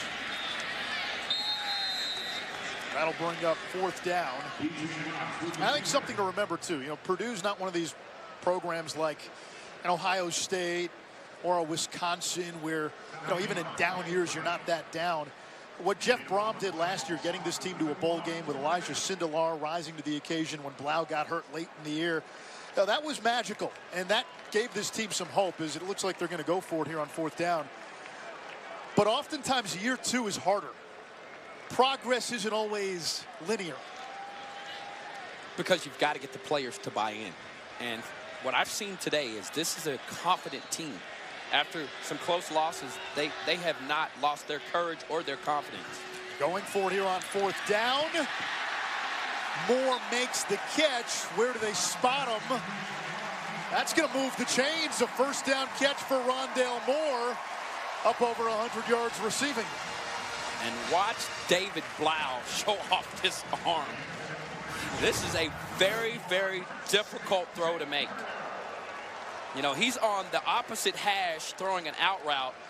That is NFL arm talent. And then Rondale Moore, I mean, what can you say about this kid? He plays like a veteran, and the coaching staff said it yesterday. They said he's been the best offensive playmaker we've had from day one coming in as a freshman. Now there he is on the sweep. Every time he touches the ball, there's an air of anticipation. Good things happen. And that's positive yardage. 4 yards on 1st down keeps you on schedule. And that was one of the plays that this defensive staff, Jim Reed told us, he says, we're concerned with that play because of Moore's playmaking abilities.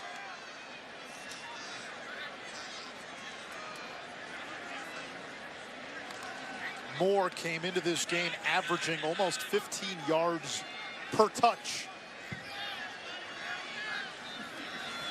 Here's Knox. DJ Knox inside the 10, 1st and goal. There's an injured Boston College Eagle back at the 20, and that's Zach Allen. And as good as this defensive line is, there's not a ton of depth after the top 4, and Allen is the best player on that BC defensive line, and he is down. We'll step aside. Boston College defensive end Zach Allen, one of the best DNs in the country, being attended to. And this is what happened on the last play. Watch Allen, 2 and white. Yeah, it doesn't look anything out of the ordinary. He limped off the field holding his hamstring. But you don't see anything there that leads you to believe he injured it. On 1st and goal, Knox.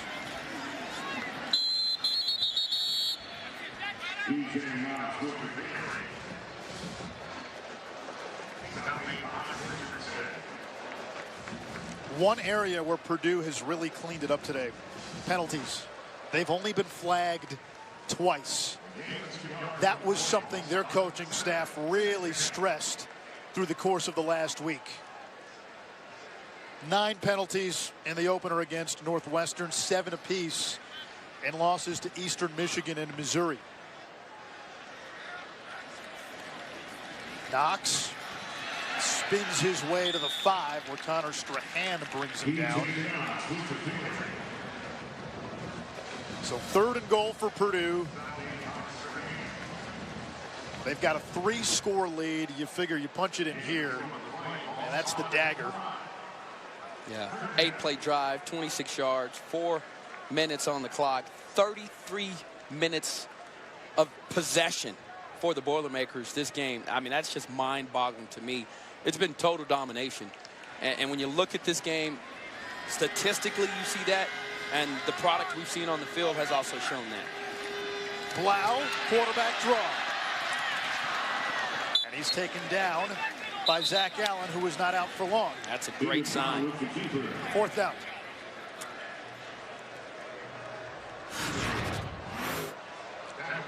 And Blau, I've just been so impressed today with his decision making. This was a design quarterback draw, trying to catch the defense off guard, and was able to protect the football despite being hit by one of the more dominant players in college football. And Blau has been outstanding. 21 of 27, 296 yards, 3 touchdowns, 0 interceptions, and he's made some key plays on drives. 21-yard kick by J.D. Dellinger is no good. Little chip shot hit the upright. Dellinger's the backup kicker. Spencer Evans missed a PAT earlier. Maybe the window's still open just a bit for BC.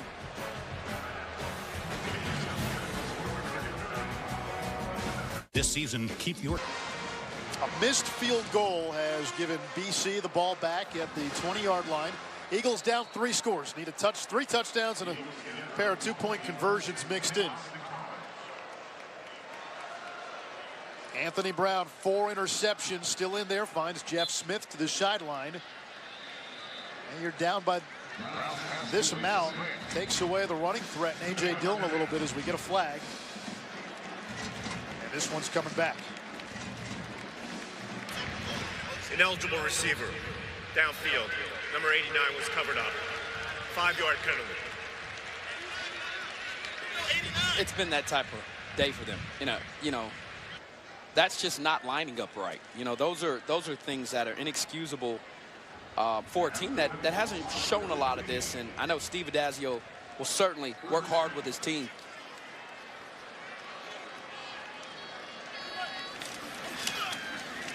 Back to the air. Kobe White makes the catch, and he's tackled after a gain of just 3. And we say, what's up to Chris Conner once more. As George is hanging in there in Columbia, Tyler Batty is going to take this one in for Mizzou. They get a 2-point conversion here, too. So trailing by 11 points right now in the 3rd quarter over on ESPN. And there's a big 1st down for Boston College. Jake Burt, one of 10 tight ends on Steve Addazio's roster. He told us, I got to get linemen and I got to get tight ends to build Boston College.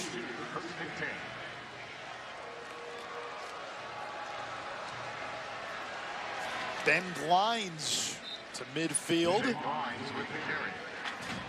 We come up on 7 minutes to play.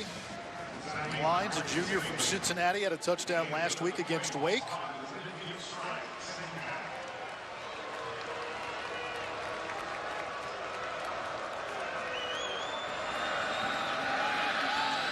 Dropped by Smith.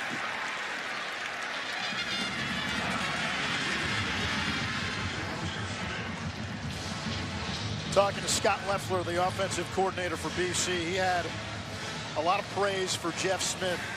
Told Jeff Smith early in his career, you can play quarterback here, but if you want to see the field more, move to wide receiver. As Glines will move the chains. And Scott's been in a chess match today with Nick Holt, who, if you ask me, he's had the better end of it. And we had a meeting with him yesterday, and his energy is contagious. We actually interrupted his workout. He came in sweating. And I asked him about his coaching style. I said, how would you describe it? He said, yeah, I'm pretty crazy. He said, you know, I'm hard on my kids, but I love on them as well. And you know, those are the coaches in each that I loved playing for. Because here's the thing. You want a guy that has a vision for you and a goal for your game. And then once they do that, right, now they show me that they love me. He said, I'm the first one to congratulate my players when they do something good as well. I think that's the perfect balance. Nick Holt is making a difference defensively here as a defensive coordinator. Last pass to C.J. Lewis. Holt's got credentials, USC, the University of Washington, as Tommy Sweeney takes it inside the 35. Another first down for BC. Sweeney had a touchdown catch in the first quarter, the only score for the Eagles today.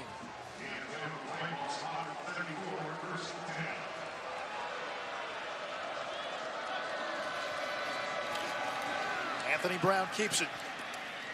Swims to the 30. AP Top 10 brought to you by PlayStation Alabama. Sitting at number 1, Georgia riding shotgun. Clemson will go first in double jeopardy. They're at Georgia Tech later today. Ohio State, Urban Meyer back. Buckeyes facing Tulane. Oklahoma, LSU, 2 huge wins in the early going. As Brown is sacked. That's Derek Barnes. Good to see him back into the game after he took a big hit earlier. Yeah, he's been a difference maker this time here, chasing down Brown from the backside, not giving up on the play. And he, Jones, and Bailey, this particular game have been outstanding, whether it's containing A.J. Dillon or making plays like that on the quarterback. They've been fantastic. And on 3rd and 10, we get a timeout from Purdue. Timeout, Purdue. They're first of the half. It'll be extended for immediate timeout. 4:47 to go. Jeff Brom close to his first win of the season. West Lafayette, Indiana, the campus of Purdue University. The Boilermakers in front of a homecoming crowd lead Boston College 30-7. It's 3rd down and 10 for BC. 3 of 11 on the day. They have struggled on 3rd down. No run. Levy, but a flag. False start. Offense, number 67. 5-yard penalty. 3rd down. It's Aaron Montero from Brockton, Massachusetts. City of Champions. That's where Rocky Marciano, Marvin Hagler hail from. 3rd and 15.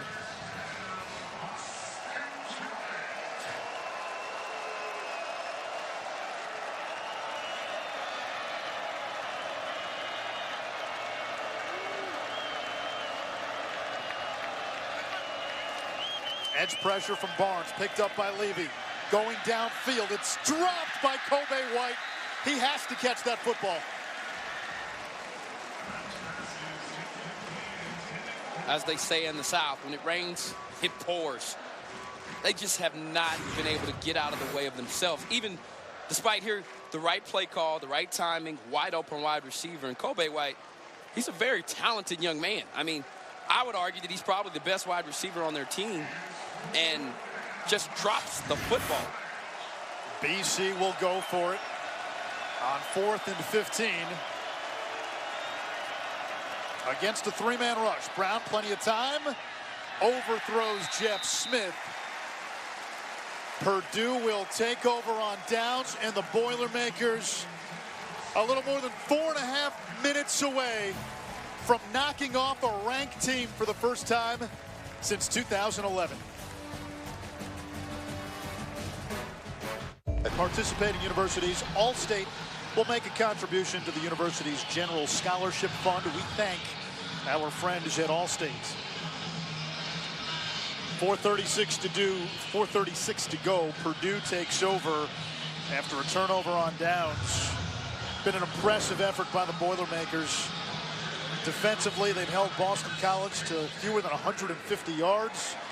Offensively, David Blau has made some big plays. Rondell Moore has been explosive. Markel Jones into the secondary and a first down at midfield. And Boston College has their backups in the game, as Purdue still has their starters. That's the white flag from BC. And Purdue already lost 3 home games. That's big in terms of getting back to the postseason.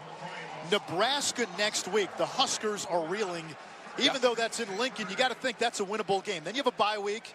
You should be able to go beat Illinois. Ohio State, Michigan State on the road. That's going to be tough.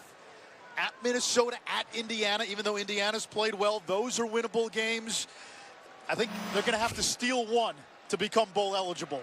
Yeah, and the way they've defended this Boston College rushing attack, which is very similar in scheme to Wisconsin. You know, maybe that's a game where they can come back and establish themselves as dominant run stuffers. But, you know, listen, I think when you're the Boilermakers and you have a win like this, the confidence you have, and you'll go back and you'll look at those 3 close losses where you lose by less than 8 points, and hopefully, if you're a Boilermakers fan, they're able to get over the hump and to become bowl eligible. Yeah, that Eastern Michigan loss may haunt them at the end of the season, losing to a team from the MAC. But this was an impressive performance by Purdue today. And we've been honest about it. We didn't see this coming. Blau throws it away, 3rd down. Monday Night Football this week has the Steelers in Tampa. 8:15 Eastern on ESPN. Coverage begins with Monday Night Countdown at 6. Is Ryan Fitzpatrick the NFL MVP right now? I don't know, but the other day when he had... How about the facial hair, the beard? Yeah, I like his swag. I mean, it's like a big Lebowski vibe that he's putting out. Oh, boy.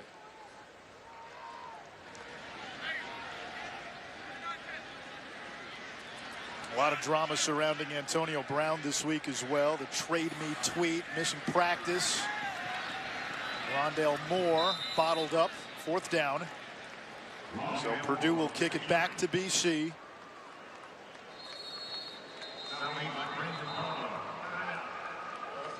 Eagles call a timeout.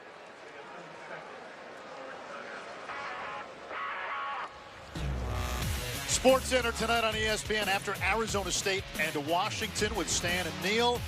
Herbie and Fowler will break down the Stanford-Oregon game, plus reaction from Urban Meyer. He's back after a 3-game suspension, plus top plays and moments from all of college football. About if you're Steve Adazio, how did this take place? Was it maybe a team reading its clippings about being ranked and the comparisons to, you know, the Matt Ryan days?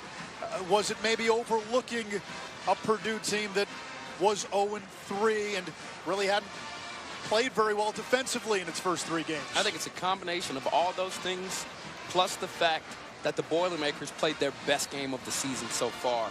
They were clicking on all cylinders. As much as you would want to look at Boston College and say they just haven't performed today, the Boilermakers didn't show anything like what they showed today here on the football field in front of the home crowd.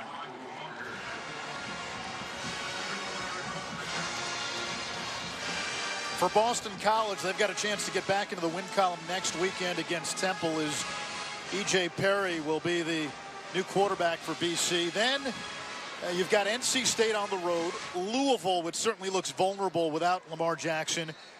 Miami's a home game at Virginia Tech, and then Clemson. Boy, that closing slate, starting with Miami, Virginia Tech, Clemson, to go to Florida State, you'd expect the Seminoles to be better later in the year under Willie Taggart than they are right now. And I'll tell you what, Syracuse might surprise a few people this year, off to a 3-0 start. They're playing UConn today as Ben Glines rips off a nice run for BC. Yeah, when I look at that schedule, I think back heavy.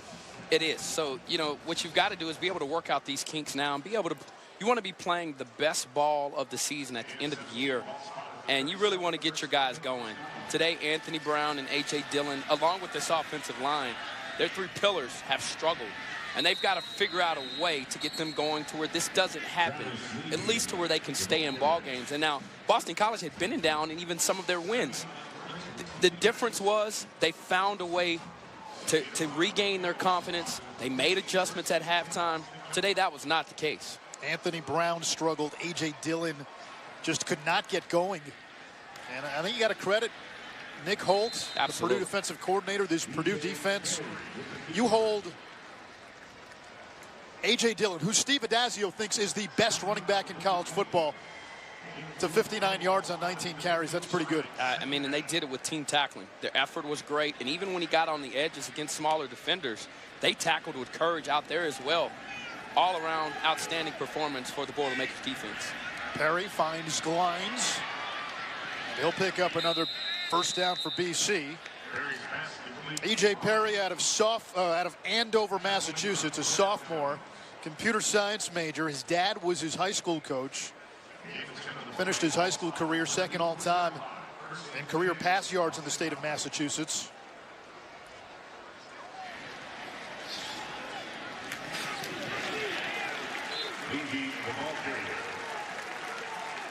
And Boston College's offense, 4 turnovers on the day, 7 penalties, 4 key dropped passes, 4 sacks allowed.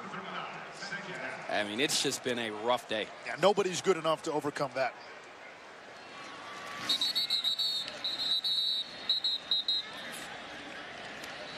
Delay of game warning. The officials were not in position. Second down. Really? Well, we saw a delay Never of heard game that called earlier today with 10 seconds on the clock, and they had to pick up that flag. That was... I've never heard that. Some moans from this homecoming crowd here at Purdue. Perry is hit. Lewis goes up to make the catch inside the 5.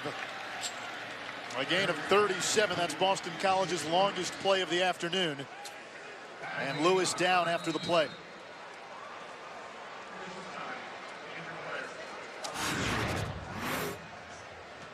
Let's just watch the replay at the end of the play here. Lewis took a shot.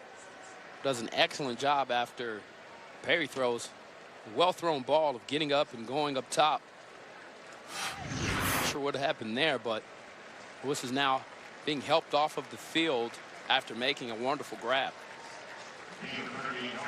Ahmad, you've been a part of games like this. What's going through the mind of a player on the BC sideline right now? Can I get on the bus? I cannot get on the bus soon enough. I may not even shower after a game like this, because you know this coaching staff is going to attack these players. They are going to get an earful. And you're disappointed in yourself if you're a true competitor. But, man, to come out here with all the hype surrounding your ball club and just not do anything, that's very disappointing. No signal on the run by Levy. So second and goal. There's A.J. Dillon looking on. One of the top rushers in the country. Perry will try to sneak it in, and he gets 6 more for BC, but that's all bookkeeping at this point. All right, so the question that we had posed at the start of the broadcast, who's the second best team in the ACC? We had made the case for BC. Clearly, we've got to go back to the drawing board. So who is that team? Is it Miami? Is it Virginia Tech? Is it NC State? Duke? I'm not entirely sure that you can give up on Boston College yet. This is not a conference game. They can still beat Clemson. You know, they're still in the mix, I should say. But I think when I start to look at it, you know, teams like Duke have emerged. Syracuse. If Syracuse's Eric Dungy can finally peak his senior year, look, quarterback play is the difference for every title team. And so when I start to look at the ACC and the way that this thing is shaking out, I think it'll be a team when it's all said and done at the end of the year, team that'll surprise us, where we'll go, wow, we didn't see that one coming. Is it Boston College? I don't know. But I'm not willing yet to cancel them out either because of the success that I think they had early on in the year. I think what you said, I don't know. It's Clemson and then... Fair enough. A bunch of question marks. You know, might as well put up a Riddler image. Yeah. Meanwhile, for Purdue, this was a year where, Purdue, again, with what they lost on defense and losing a lot of senior experience from a season ago, you wondered if it might be a step backward before they can again take a couple of steps forward. But with what we've seen today, you get the sense Purdue might sneak up and maybe surprise a few people that we didn't think would happen as this season prolongs. They got better defensively today. I do, and their confidence. Onside kick by Carlson. Purdue will recover it, and they'll just take a kneel down and give these fans a home victory. Man, what a great feeling, especially for that young man right there, David Blau, awarded and earned a starting job a week ago, and this team with the confidence. I personally believe that from top to bottom, the Big Ten is the toughest conference. And I know the SEC elitists will say, are you crazy? But I think when you start to look at from top to bottom, I think for the last 2 years they've been in the conversation, but this year, with the way that the SEC is certainly top heavy, you could look to teams like Boilermakers and strengthening this conference for sure. For the first time since October of 2011, Purdue has beaten a ranked team. Jeff Brom and the Boilermakers get their first win of 2018, and they take down a top 25 Boston College team. For Mark Morgan and Ahmad Brooks, I'm Anu Schroff. Purdue knocks off BC. Now to Chris Cotter in the studio.